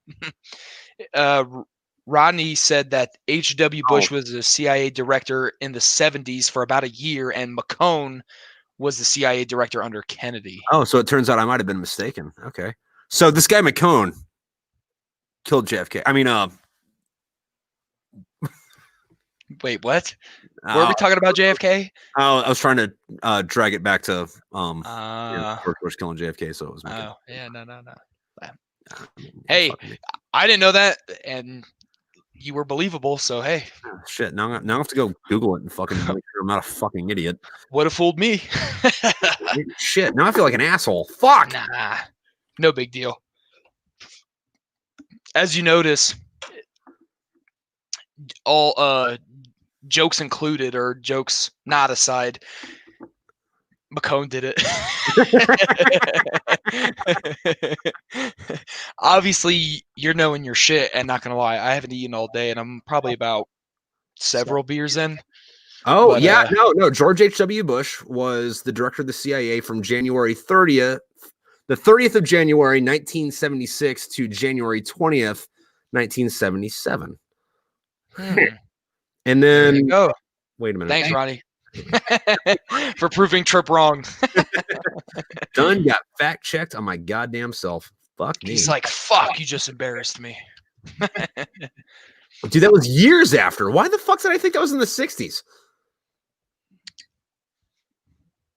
Huh. I don't know. Right. I don't know. That's why I started laughing when you said that you enlisted in 06, because I was like, and hopefully you were going to pick on and be like, what's so fucking funny, guy? And I was going to be like, you know how old I was in 06? Yeah, it happens, man. I was 7. Dude, I have a buddy I was in Afghanistan with. I have a buddy I was in Afghanistan with, and he's also, sorry, Dan. I'm sorry if I fuck up whatever I'm about to say. So he's a stand-up comedian, and he has a joke about his fucking boyfriend now. But anyway, fucking or his boyfriend is a female that's going through the transition right now. So gotcha. I'm sorry, I don't know what the fucking actual I'm not trying to be insensitive about this. I'm just kind of drunk and dumb. But back when he was a chick, he would have this joke where he would talk about it because like he's in his mid-30s and she's like 19, right? And he's talking about the fucking like age difference. And he's like, oh yeah, so like when I was invading Iraq, you know, she was learning about it in school, and when I was in Afghanistan, she couldn't fucking pronounce that. But then he's also going on the going on about the generational gap, fucking like linguistics slang. He's going about the fucking slang, and he's like, I don't know how to fucking what's going on in bed anymore, because like, have you ever been eating a pussy and some chick goes, that shit's lit? I'm like, is that a good thing? Bad thing? Like, I'm guessing it's a good thing because you're with your legs, but what you're saying isn't going in my ear holes the right way. Yeah, no, doesn't reverberate off the dang ear canals. Yeah, no. Yeah. Tommy Allen, JFK theory bullshit. That's why it is bullshit. JFK killed himself. They got rid of the gun afterwards, and then they doctored this Ruger film. Because you know, Photoshop was a thing back in that time. For sure. Jackie said something fucked up. He's like, you know what, Jackie, fuck you, and then shot him 4 times in the back of the fucking head, hit the governor and the driver. That's it. Miraculously, wizard powers, you know. No, yeah. Noted. You know what? Now I'm really starting to think that not with Gundam per se, because we're totally going back to anime because I'm totally a fucking nerd. But I mean, let's go back to anime. But I mean, like, when we were talking about Star Wars and George Lucas and the Seventh Samurai and like the fortress, I can't even fucking remember, man. I don't know what it's called. It's either Hidden Fortress or Forbidden Fortress. The Forbidden Secret magicalistic fortress, whatever. That thing with the stuff Yeah, in the guy. and the other thing, yeah, of course. No, but I mean, it just makes me wonder, like, how. Do you know who Hideo? Well, it's actually pronounced Hideo Kojima is by any chance? Kojima. Um, hold Mm. on. I had something really smart ass to say about that, Well, I'll let you think about it while I but sip this. it's not coming up. Okay, how about this? How about this? Actually, I have a buddy, right, who uh we joke about his dick a lot because he's like uncut, and um we were talking about circumcised dicks, and I was like, hey, that's a nice penis you have there, but the circumcision gives you no tactical advantage whatsoever. That sounds like some Metal Gear shit. No, but so the roles. I mean, I was gonna ask a question, but I guess now I'm just gonna make a Yes, statement. The every roles are character in fucking Metal Gear Solid is David Bowie. for sure. Yeah, all of them. Like there's photographic fucking evidence of this shit. Anyway, I Uh, didn't mean to cut you off. What's up? no. It's totally fine. Um, the roles are now reversing apparently because, yeah, Tommy put it best. Death Stranding, like how so we made great films. Well, and I mean the U.S. America. from fuck yeah from Japanese. We took influence from Japanese film or cinematography. So now, like, you see Death Stranding, Hideo Kojima in the game has fucking Guillermo del Toro in it. I mean, I know he's not American, but still, like, he's like, oh, I'm Yeah, so that's influenced about. right.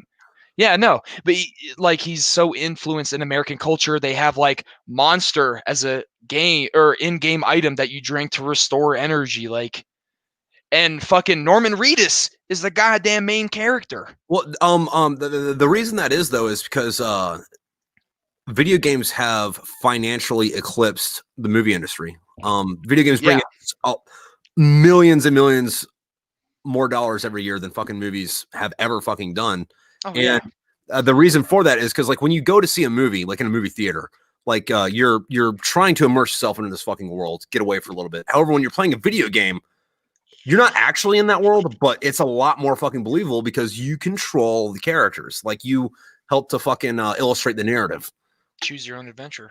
Yeah. Yeah. And you're advertising. Yeah, no, definitely advertising for sure. But no, it's just interesting because it kind of seems like slowly that the roles are getting reversed. And I don't know if you have a TikTok. That's probably a fucking stretch. Yeah, it's a fucking stretch. No. But but I mean, like, it just seems like that there's more people more influenced in how our our original, and by original I mean not stolen, like, cinematography started, and they're taking interest in, like, piggybacking off of our ideas. And like I said, by our Yeah. ideas, I mean American cinematography. But I Well, just find it super no. interesting because Yeah. it's crazy. Because, like, you'll be watching that and you'll be like, oh yeah, I've seen that movie, and then you go and watch some one-off fucking anime, and they're like, oh yeah, Norman Reedus, freaking I'm just gonna say Joe Rogan because I don't know anybody else famous off the top of my head right now. Well, no. But What's like, the interesting loop around though is so like what is it? Samurai movies influenced westerns, right?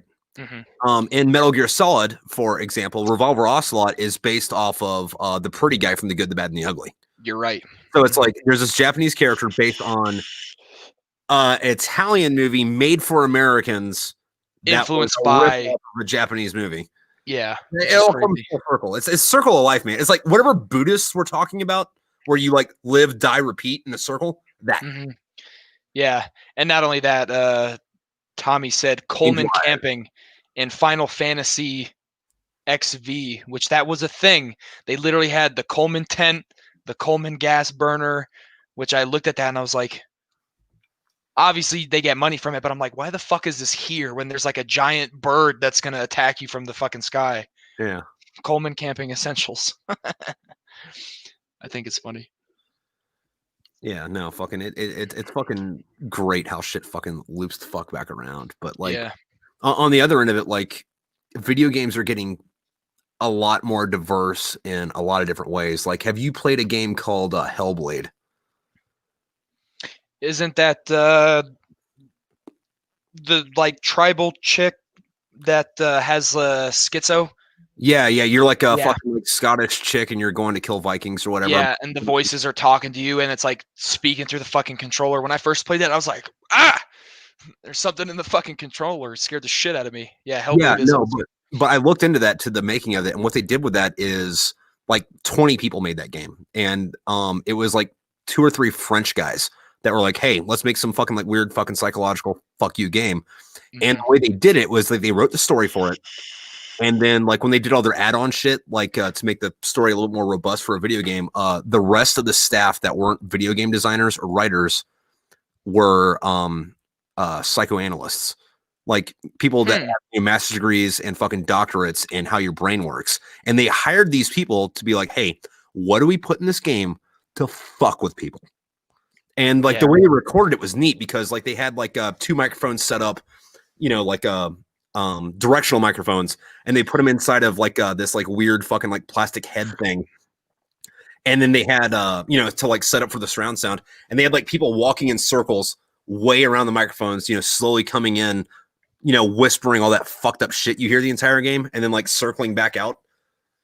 Yeah, I can't even imagine what it's like to have schizophrenia because I had like at the time that game came out, I think I had it on.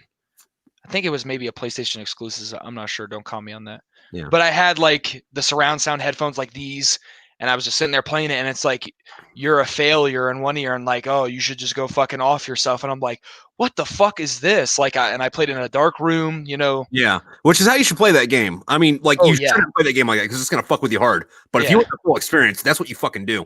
Yeah, no. And then after a while, after I had beaten it the first time, I just got shit hammered and was playing it. And I was like, "Ha ha, you're funny," when they're whispering Yeah. in your ear, just going through slicing dudes Yeah. down. Yeah, no. Dude, and what I loved about that game, and it ended up being bullshit and a lie, but like when you're playing it the first time, you don't know this. But the whole thing was like, if you die so many times, we're gonna erase your fucking game. It's like, okay, so don't die when I'm playing this. Got it. And that added this like extra level of fucking like anxiety that you shouldn't fucking have for playing a fucking video game in the first place.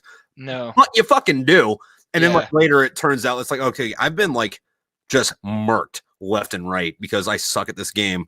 Why isn't that black spot in my arm moving up? Yeah, no. The funny thing is that to stay on the video game topic for a little while longer, cheat codes in video games are like almost no longer a thing. And speaking of erasing all your save data, either Banjo Kazooie or Banjo Tootie, I think, had a room where there was a bunch of like the whole alphabet was on tiles on the ground, and you could put in a cheat code.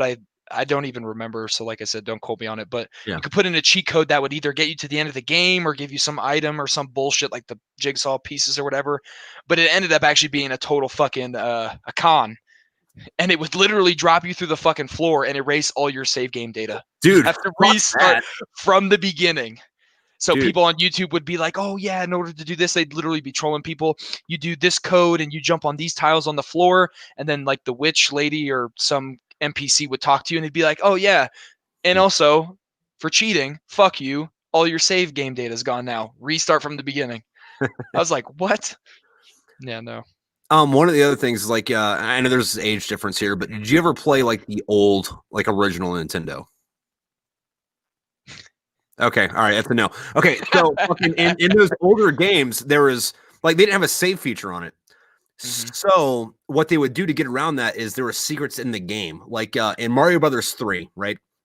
There's like 8 different worlds, and like if you're playing it like as like if I'm playing it now, it takes me like 5 minutes to get through a world because I've been playing it for fucking 30 years. But back when I was a kid, it took me an hour to get through each fucking world, But they do a thing in they put secrets in it to where like you get this whistle and it magically transports you into like world fucking 4 to 5 or 4, 5, and 6 or 6, 7, and 8 or however the fuck it was. And one of the ways to like get around not having a save feature because the game takes you so long to fucking get through, or did back when they came out, would be like you play it to like world 3 or 4, and then you're like, fuck it, I'm done playing for the night. But if you knew where that like whistle was, you wouldn't worry about stopping the game, and because you wouldn't have to start over. You just have to start it over, play like 3 levels, get this whistle, and then go back to world 4, 5, or 6, wherever the fuck you were supposed to be at. No, yeah, that reminds me of That reminds me of the days, speaking of Metal Gear, actually, when you had to fight Psycho Mantis, that crazy crackpot and the damn gas mask floating above, and they're like, oh, he's like, I can read your mind and like the inputs that you're going to use on the controller. And like everybody didn't know that you had to literally unplug the fucking PS2 controller and plug it into the second player's spot so he couldn't read the fucking inputs. Dude, I was a fucking dumbass with that game because, like, you know how like you can't call Meryl, like you Mm-hmm. can't get Meryl's I want to say cell phone number. That's fucking stupid. You couldn't get a radio frequency and Yep. look at the physical back of the CD case. Mm-hmm. So I'm running around for fucking hours just in the fucking hangar, like the same fucking like 2 fucking places. And like I call the colonel and he's like, you have to look at the back of the CD case. I'm like, I go around the game looking for a fucking CD to find because it's on the back of that. I'm like, where the fuck is this? And Yeah, like, I call my buddy. He's like, no, like the actual physical fucking CD case. I'm like, oh, yeah, okay, all right, yeah, no, those games are amazing. yeah. By the way, Coors needs the sponsor. I need free beer for life. I'm actually trying to get Jameson to fucking sponsor me. I had a really good fucking show maybe about a month ago now with one of my writer buddies who's in Ireland. Mm-hmm. And we were just fucking slamming Guinness the whole fucking show. And then like there was a good week afterwards. It was like every post, Guinness sponsor me, or not Guinness, Jameson sponsor me. Although I wouldn't be fucking opposed to being sponsored by Guinness either. Fucking, and they don't have to pay me. They just have to give me fucking free booze. No, yeah, for sure. Like I love Guinness. I love JMO as well. But I mean, there's just something about Coors. Like I grew up drinking it, especially when you're not supposed to. Just something about Coors. A man of culture. Yeah. Yes. Next though, we are going to talk about Johnny Paycheck. I don't know what your musical tastes are, but When I say everything, I mean everything. okay. Like So try me. you listen to Johnny Paycheck. I have not actually. So Okay, so this is back in the day of quote unquote outlaw country, back in the fucking 70s when country music had its big split. Cause you know how there's country music and then there's bullshit pop music that somebody plays on an acoustic guitar and sings about the Caribbean in his fucking truck. yeah. Okay, so back in the day when that original split happened, there was this guy named Johnny Paycheck, and he went hard into country, not pop country, but country. But he had a song called Colorado Kool-Aid.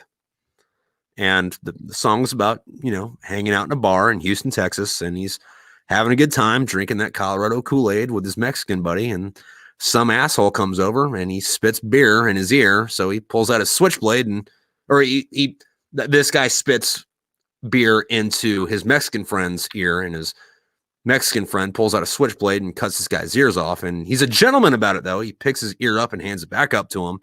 And the moral of the story is, next time you got a hankering to spit some beer into somebody's ear, just spit that beer in your own ear and sit back and drink some Colorado Kool-Aid. I gotta give it a listen.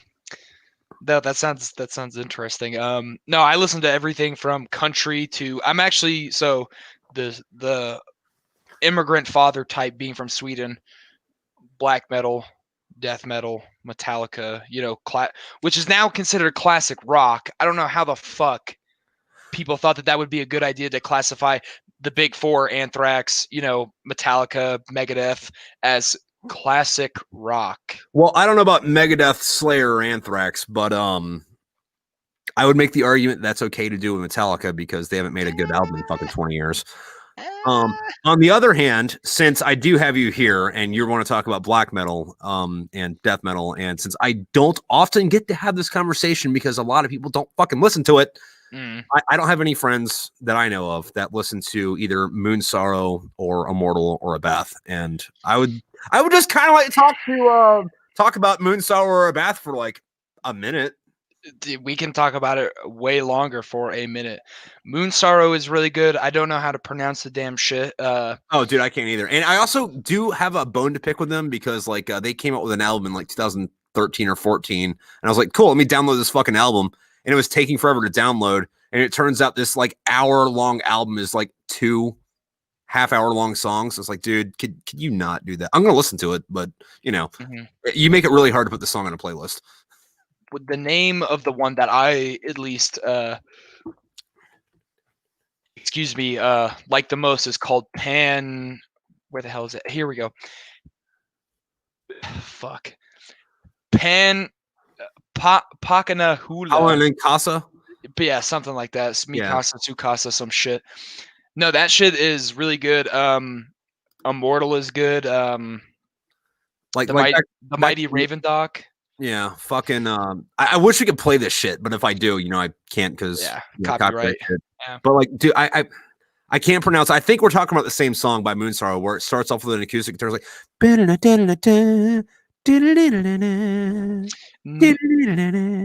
actually, the one that I'm talking about starts out with the flute. Oh, Where it's like do do do do do do do do do do do do do do. Yeah, no. dude. Also, they had a fucking badass cover of fucking "For Whom the Bell Tolls." It's like 10 minutes long, and like half of it's just like acoustic jamming and shit. And I like, didn't even know that. Thank dude, God. no, Moonsorrow did a cover of "For Whom the Bell Tolls." It's like 10 minutes long, and it's fucking amazing. It Shit. fucking rocks. Now And I gotta listen to it. like the only bad thing about it though is like I live up in Pennsylvania, I live up in the fucking mountains, and like I can't listen to it while I'm outside in the winter because like the song reminds you of getting stabbed to death in the snow. And it's like, dude, that's very fitting for who this band is. No, yeah. But It's also very kind of tribal. It's got that excuse me, energetic tribal aspect to it, which I really dig because I'm not even gonna lie to you. Folk metal hits a special place in my heart for whatever reason. Like the trolls, the drinking, the fighting, the bars, like fighting trolls, drinking in the bars. Yeah, it's just you make a heavy metal song with a fucking mandolin, but some asshole does it. Yeah, which reminds me, actually, how did I originally find you? I actually wanted to bring this up really quick. No clue. I think it was maybe, well, obviously, but I mean, because I was just another follower. But I mean, I think you did a cover, or no, you were just spitballing like a session on the mandolin or some sort of instrument, and I was like, this dude's got like a folk metal kind of vibe, and I kind of like it. So I followed, and then I found out that you wrote books, which I still have to read. So don't crucify me for that. I'm definitely going to. And then not only that, but like the artwork, and then you made IGG, I thought, which I followed you long before that. But when I heard that shit, I was like, this is somebody that would definitely buy a beer at a bar. You know what's funny about that song? Just do stupid shit on the weekend. Yeah, what's funny about that song though is like, so that like one contest for fucking Vet TV, which I love Vet TV. Yeah, no, but what was great about it though was like one of my other buddies, the Marine rapper. Like I was in Afghanistan with that dude, but he was like hosting that contest or championing it or however the fucking whatever terminology you want, and he kept bugging me to fucking do something about it, and he doesn't do that a lot with me. I don't want to go too deep into it, but like he's like one of those, yeah, dude, this is my buddy Tripp, what's up? And it's like, hey, well, no, dude, I love that dude to death, but it's like one of those things where if like the conversation doesn't benefit him, like he doesn't mention anybody, but I understand, get it, fuck it, whatever. Yeah. But from what I was getting out of it, it was like, okay, so nobody fucking is submitting anything to this because you wouldn't be bugging me this much if people were actually submitting it to it. So I'm not actually gonna write a song. So like that song, like I posted that on Instagram like a year and a half before. So I was like, all right, let me just like cut the beginning of this and then submit that. And it's like, oh yeah, cool, that one. Which means nobody fucking submitted to that shit. But dude, no, I thought because I don't know if you watched that fucking series on fucking Vet TV, but like it was like me and like one other guy actually made a video. The rest of us like some asshole in front of his computer screaming into a fucking microphone. It's like, okay, so nobody tried. Like I would really like to say I fucking tried. I didn't. I just re-uploaded something else and pretended and deleted the first post and pretend like it never happened before. Yeah. No. Okay, cool. Nobody tried for this, but. No. So I definitely saw the post and I thought about it and I was like, you know what? I could probably come up with some stuff because I've been playing guitar for over 10 years now. Yeah, probably. And I'm not good anymore because I was actually dedicated, but now with work and other hobbies like daytime drinking, it gets in the way. But no, but like you can combine playing guitar and day drinking like that. You can do it. Dude, I believe in you. Do it. Look, do it. For me. Don't even do it for yourself. Just do it for me, please. Sure, I'll Okay, give it a shot. there we No, go. but I was in a couple bands like jam bands, garage bands. We'd go out to like the local like clubs, not necessarily clubs, but like music venues. And I was a roadie for a while, and we would do that kind of shit. But when I saw it, I was like something just connected. I was like, this is totally some dude that I just got to follow. And then I saw you posting about the damn Gundam artwork, and then I requested you to do the damn artwork for me and my brother, and I was just like, Oh, hey, real quick, did your brother like that? Okay, all right. Just It I actually that it comment. actually was so popular amongst our fucking friend group from back home because my friends are kind of like his friends and my Yeah, friends are kind of like his, younger, older brother kind of stuff. yeah. His buddies that are actually like going to college to become like art professors started sketching up their own drafts of what you had sketched. And like I have like probably two or three like extra photos, or not photos, but like PNGs of them sketching it, and it was like crazy. Like we like for a while I was joking around like we're finally famous because we're getting fan art from everybody. But no, it was so cool. But he looked at it and he was like, yeah, dude, that's awesome. He's like, definitely a different art style, and that's what he kind of appreciates. He doesn't like everything to look the same because you can ask any old Joe on the internet and being like, hey, I want an anime portrait of me and my brother, and they'd be like, okay, same style, same artwork or whatever. But he was like, nah, the colors are cool, the stands are cool, how they came up with them. And then it just kind of snowballed from there, but now it's stopped, Okay, unfortunately. so I do want to ask you about that though with the stands because I tried to get you to explain it to me, but like I fucking am retarded with like reading text messages, and I just got to the point where I'm like, yeah, dude, I get it, and not in a fuck off way, but it's like I'm not gonna fucking understand this. No, yeah, I understand. But now that we're face to face and you have Ish. like hand motions and shit, like Hmm. is that like a spirit animal pretty much? So yeah, the stand, the best way that I can put it with trying to be 99.9% correct is like an external ghostly version of themselves. So like Like astral projecting? kinda ish. So like let's say I'm standing here and I got this like dude that's right behind me, like he's like my inner spiritual self, I guess you could say. So if the stand gets hurt, which by the way, if any of you guys don't know, it's from JoJo's Bizarre Adventure, great anime. Go ahead, watch it because I'm the weeb extraordinaire. Um, um, if the stand gets hurt, like the person themselves gets hurt. So like let's say if you were to like blow a hole in the stand behind me, that's my stand. The same like injury would happen to me, and vice versa. Okay, so it's not like if I hurt the stand, it's a spiritual metaphor for what happens to your soul. No, It's a physical. it's a physical and like emotional, spiritual, like Okay. direct connection. So the stand is more powerful like 99% of the time compared to the human. Yeah. So the stand will usually be like doing all the fighting and like the grunt work, beating ass and taking names and whatnot. But no, so yeah, if the human, I'd say the human, if the character gets hurt, the stand also gets hurt, and vice versa. So I don't know what you would call that. I'd call it like a kind of like a projection of sorts. Okay. All right. Yeah. Hmm. No, I think I get it. Hmm. But like yeah, that's kind of like a weird thing to take in via text, you know. Yeah, no, it's a weird show to begin with. If you ever watch it, like past Yeah, the I have. second season, It's been on since the '80s, though, hasn't it? the original not comic manga itself has been around for a long time, Mm, but the anime itself is relatively newish. It's actually still ongoing as far as I'm aware. okay. But it just gets more and more bizarre from there on out. You got like dudes that are in the mob that literally look like chicks, and it's just like talking dog and like just all this fucking it sounds like kind of normal, I mean, I guess by today's standards, but it just gets weirder and weirder and weirder. Yeah. No, when It's you're so saying that, good. though, I was just imagining fucking like '80s hair bands. It's like, oh, the dudes look like chicks. Yeah. So does Motley Crue. Like, what's your point? Yeah, no, but they're like 80s hair metal bands, but jacked and ripped as fuck, and they're always like saying these stupid one liners like, I know Also, it's exactly what. Manowar. Yeah, yeah, Manowar. Yeah, pretty much.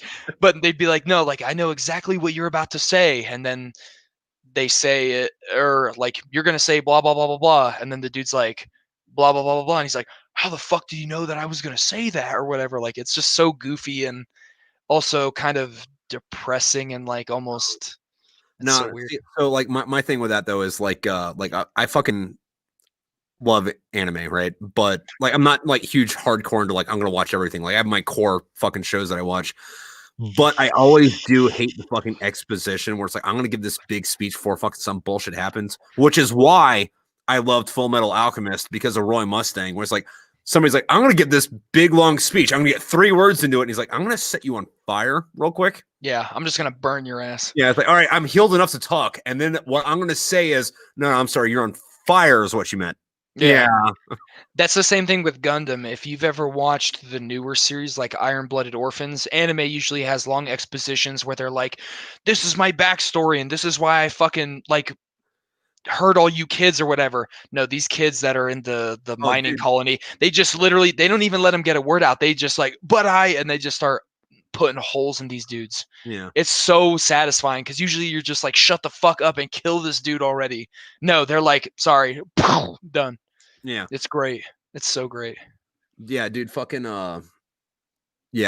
Gundam's great about that, and it always has been. Like, Mhm. I know you said you got into it recently, so I'm not gonna drill you too hard. But have you watched the original Mobile Suit Gundam?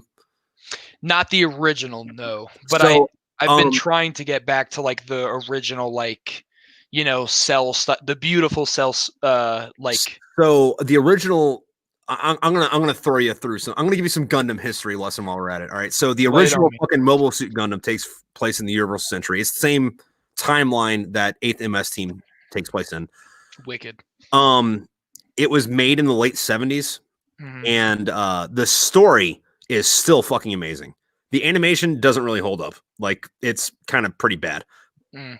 But to be fair, it came out in the late '70s. Yeah. Fun fact on that though, um, Mobile Suit Gundam, the original one, was an adaptation of Starship Troopers. They just took the bugs out and made Xeon, the guys that live on the far side of the moon, the fucking bad guys, right? Hmm. And there was a lot of fucking deep shit that went into that to where like it fucking starts off, hey, listen, we got these evil bad guys over here and we got to go fight them, and then like, oh, my dad got killed and I got to get this robot, and it starts off kind of like that, but then you like get into it a little bit more and they start showing you all this character development, and it's like, wait a minute, so these evil bad guys that are trying to take over the earth are actually fighting a war of independence because us on the good side were part of Yeah. the oppressive government. Yeah. and and these guys that like they're the bad guys, but like they saw some civilians on the ground and they stopped and gave them medical aid and food, and we just like totally wiped out this village. Are are we the bad guys? And then it doesn't Yeah. answer that question. It just like throws a bunch of shit at you to where that whole thing of like war, like which it isn't always fucking cut and dry. Like most of the time, not always. Like there are some times where there are good guys and bad guys, but like most of the time there aren't good guys and bad guys. There's just people on this side and that side, and there's Yeah. good people and assholes on both fucking sides. Yeah. But to speak on to that, once we go forward a little bit, fucking I don't know which ones you have, so I'm just gonna like rattle some shit off. But like they made Zeta Gundam after that, and then they made a fucking bunch of other ones, but they also made fucking 0080 War in the Pocket, and then Yeah. 0083 Stardust Memory. And my thing about those three was I think they're the best ones just because they balanced the story and making it beautiful at the same time. Hmm. Like, most of them I have on DVD, but I have Stardust Memory on fucking Blu-ray, and it's really hard to fucking pay attention when you watch it because, like, granted it's Blu-ray and fucking they got all the fucking high detail and shit, but like they would do shit where it's like I'm watching this and like somebody's trying to say something, but it's like, dude, I can count the brush strokes that this artist painted in this character's fucking iris.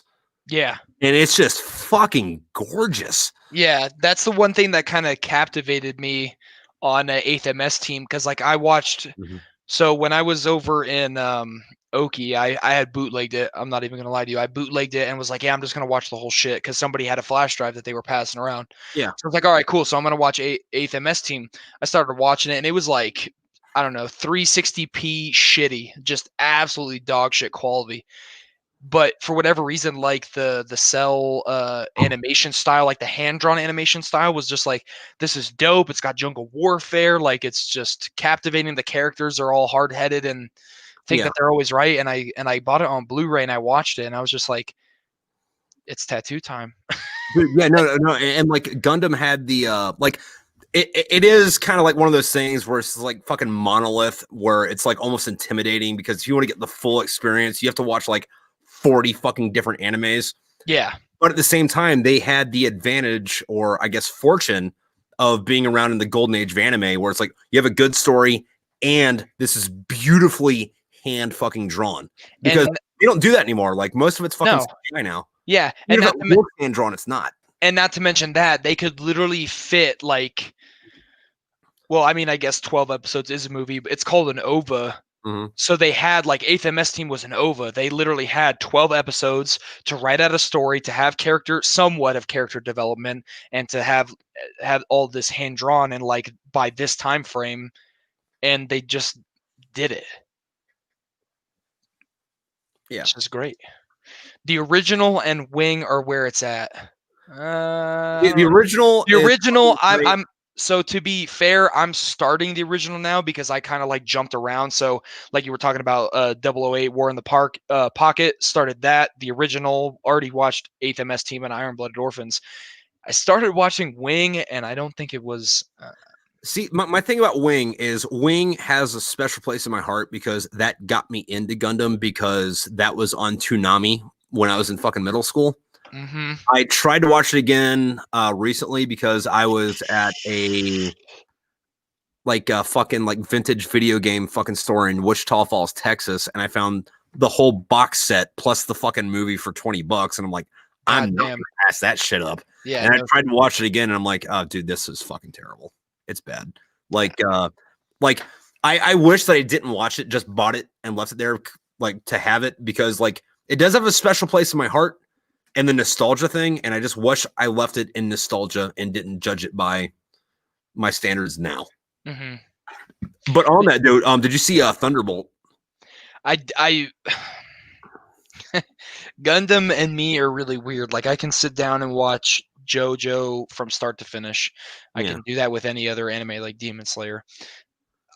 For whatever reason, my brain loves to fucking skip around with Gundam. Like I'll watch 8th MS Team, which got me into it. Then Iron Blooded Orphans, which is like current almost. Then 008 War in the Pocket. Then Wing. So I kind of jump around. Now I'm back to the original. So I mean, I started watching it, but I don't even know if I even finished it.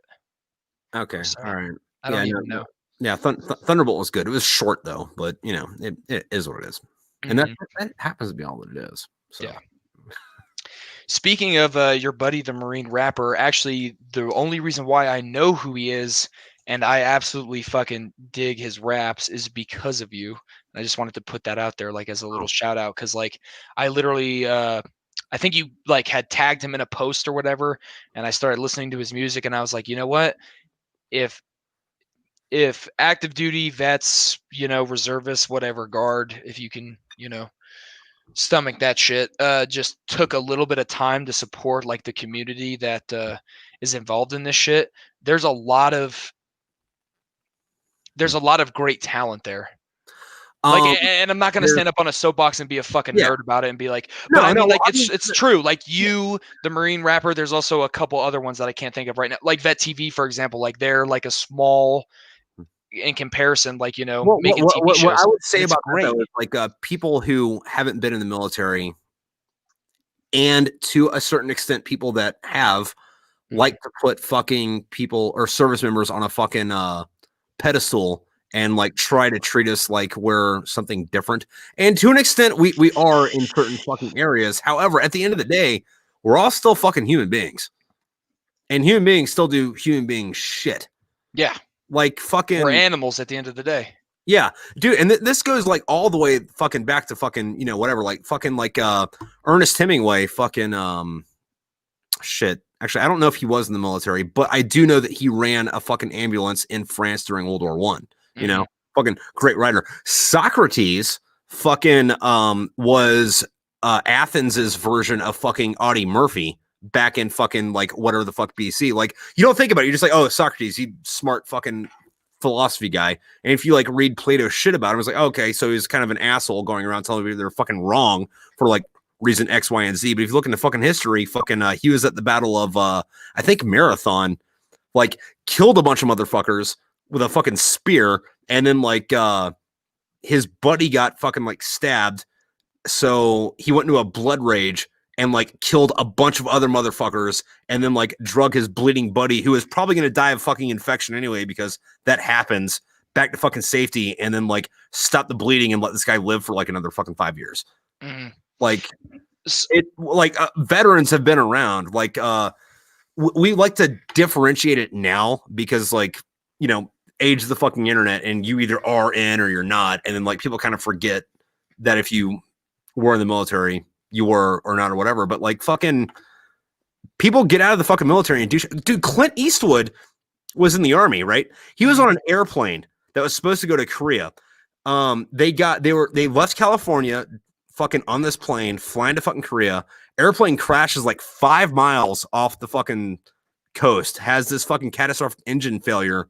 And then like him and one other dude swim back to California, get to the beach and go, hey, our plane crashed. And then fucking he was a swim instructor for the rest of it, because like, we're not going to send you to Korea because it turns out you know how to swim, so we're going to get you to teach other people how to fucking swim. So according to the Ernest Hemingway biography.weebly.com, underneath the title or subcategory military experience, which this is wrong all the way off the bat, in 1918 Hemingway headed to Europe to serve in World War II. Oh, 1918 really? World War II. Huh. Well, yeah, so that's wrong right there. But contrary to popular belief, he didn't serve on the front lines. He drove a ambulance, which I think you said. When not carrying injured men, he carried goods like chocolate to the soldiers that were on the front line. But my only issue here, it says in 1918 and World War II. Yeah, that's a thing. Yeah. Yeah. I mean, well, I mean, granted, like you can. There's literally pictures of him in his, I don't know what you would call those nowadays. His like almost like a dress uniform. Oh, I thought you were gonna say his horseless carriage. Yeah. No, but yeah, no, like back to the whole damn we're animals at the end of the day, like we're human beings. If you haven't fucking jerked it at least off it while you're on guard duty or whatever, then I'm sorry. You're not living your best life. I don't know what you're doing. You're a liar. Yeah, no, yeah. There's no way. I will be straightforward. You get bored, man. You're sitting there for 24, sometimes 24 plus hours, and you're like, I'm out of smokes. I'm waiting for the buddy to get back with the carton or whatever, or an energy drink, Rippets, whatever you want, chewing tobacco, and it's like there's nobody around. Then it's like what, 1 o'clock in the morning? Yeah, fuck it. Sorry.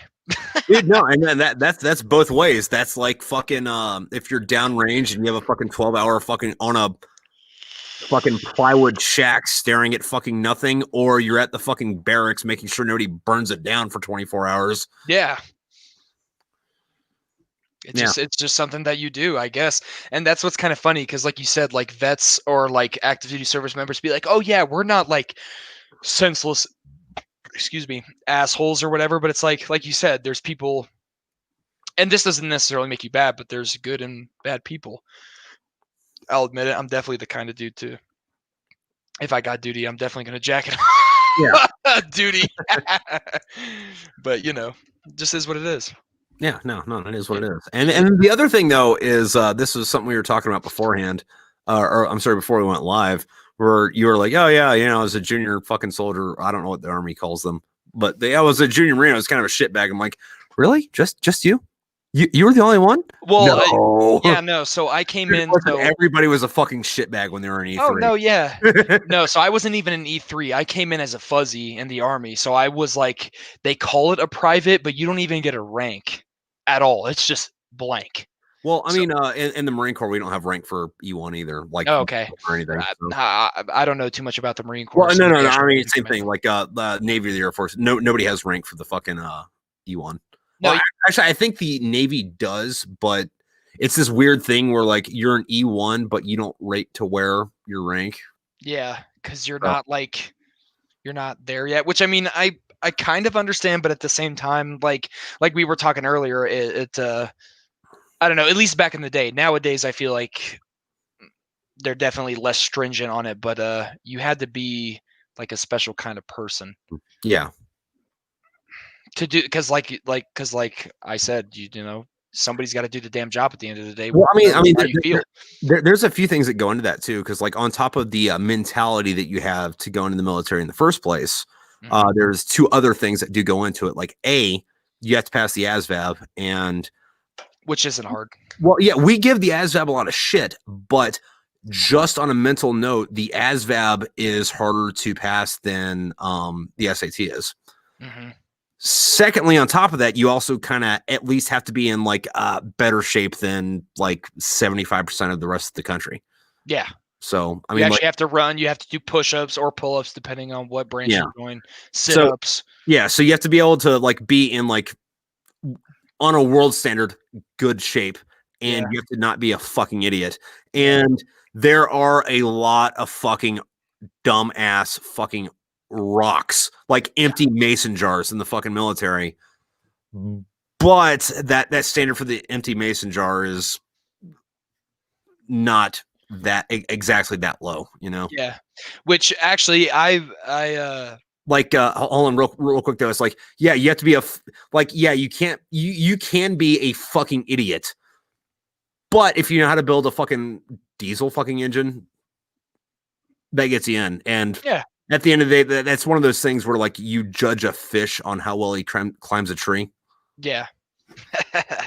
No, but we were talking earlier, I think, or maybe before the live stream, a little bit about like almost the sibling rivalry that is like the Army, Air Force, Marines, Yeah. etc.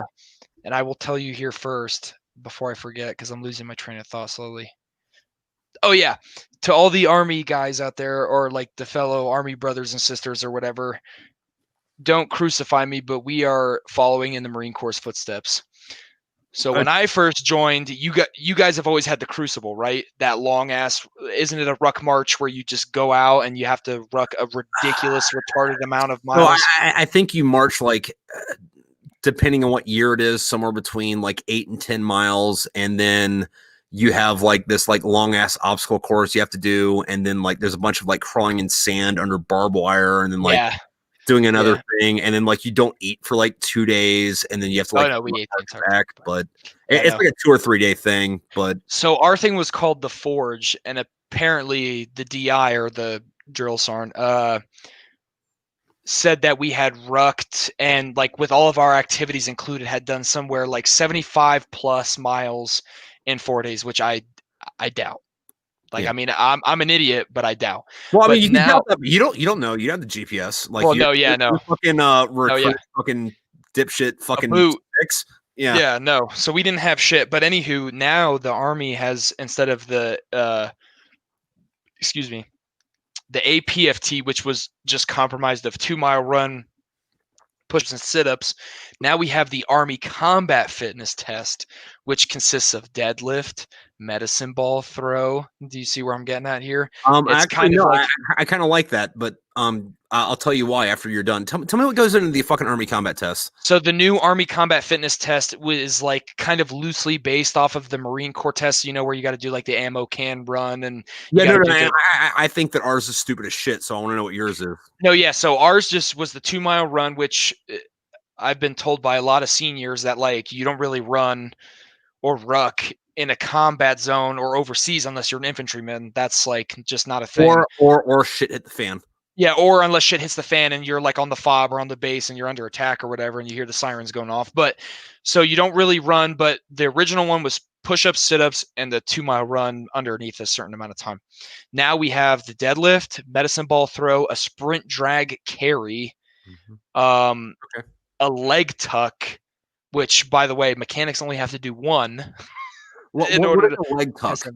So you're like on the pull-up bar and your arms have to have a noticeable bend in them. Usually they prefer 90-degree angle, so you're already straining your upper body and you literally your knees have to touch your elbows.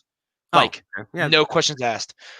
And then we have, I'm probably missing an event. There's one more. Oh yeah, T push-ups instead of regular push-ups now, because apparently if you go all the way down and you let your arms hang out flat on the ground, it tires your arms out more, which it does. I don't know how, but it does. Oh, dude, no, there's a big difference between like push-ups down by your Yeah. fucking tits and push-ups out here. Like those are two completely different exercises. No, so you don't even do them. You literally do a push-up here. Once your chest hits the ground, you literally spread your arms out to your sides on the ground, and then you come back in. It has to be like your thumb has to be not past your armpit crevice, and then you come back up, and then you literally go like this.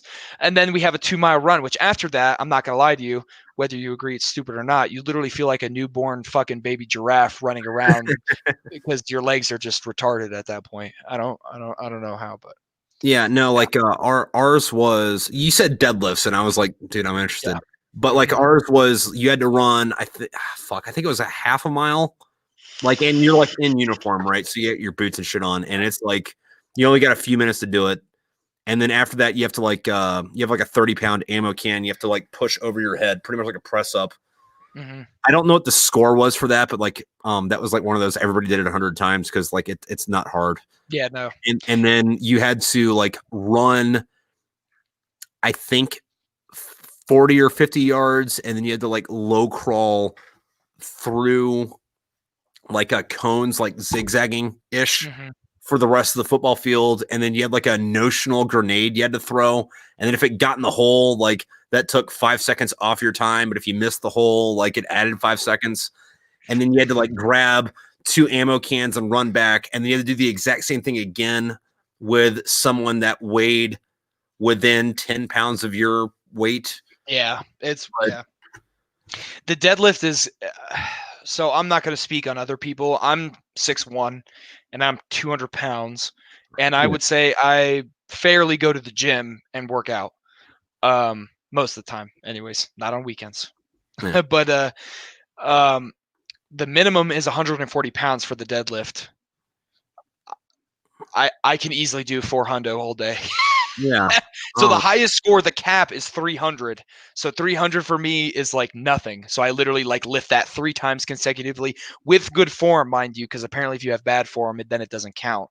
But I do that, and it's like, yeah, I can see that. Although, like, what I would like in my ideal world would be 5 good form, twice your body weight.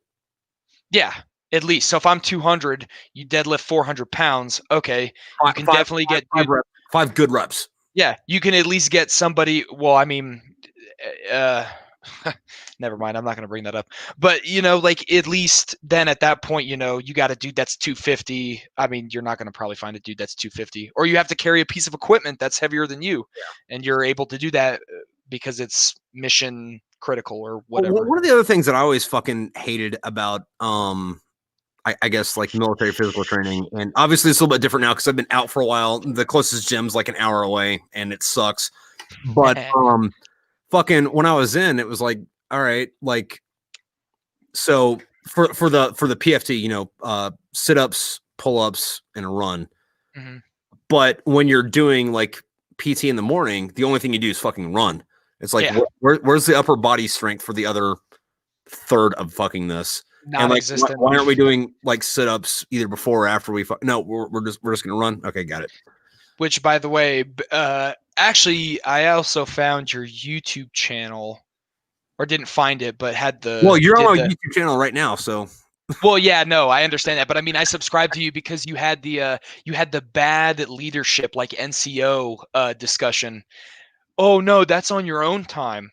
Oh, you should be working on upper body strength in your own time. But if we're at work from 4 o'clock in the morning to 9 o'clock at night, we're definitely not doing shit for that whole time frame. There's definitely an area where, you can let the soldiers or Marines go do what the fuck they want, get some R&R on the weekends.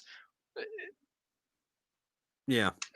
I mean, that's just my thought process. But listen, that would be too effective. That'd be too smart for the military. Dude, no, I fucking completely got you on that. But we are at our 2-hour limit. Fucking, I'm gonna end the live stream, and if you want to chat a little bit after that, we can do that. But sweet, for sure. We're on the out. Fucking for the people listening, fucking Thanks for fucking being here. Fucking hope you learned something. If you didn't, I hope you at least had a fucking good drink. Later, guys.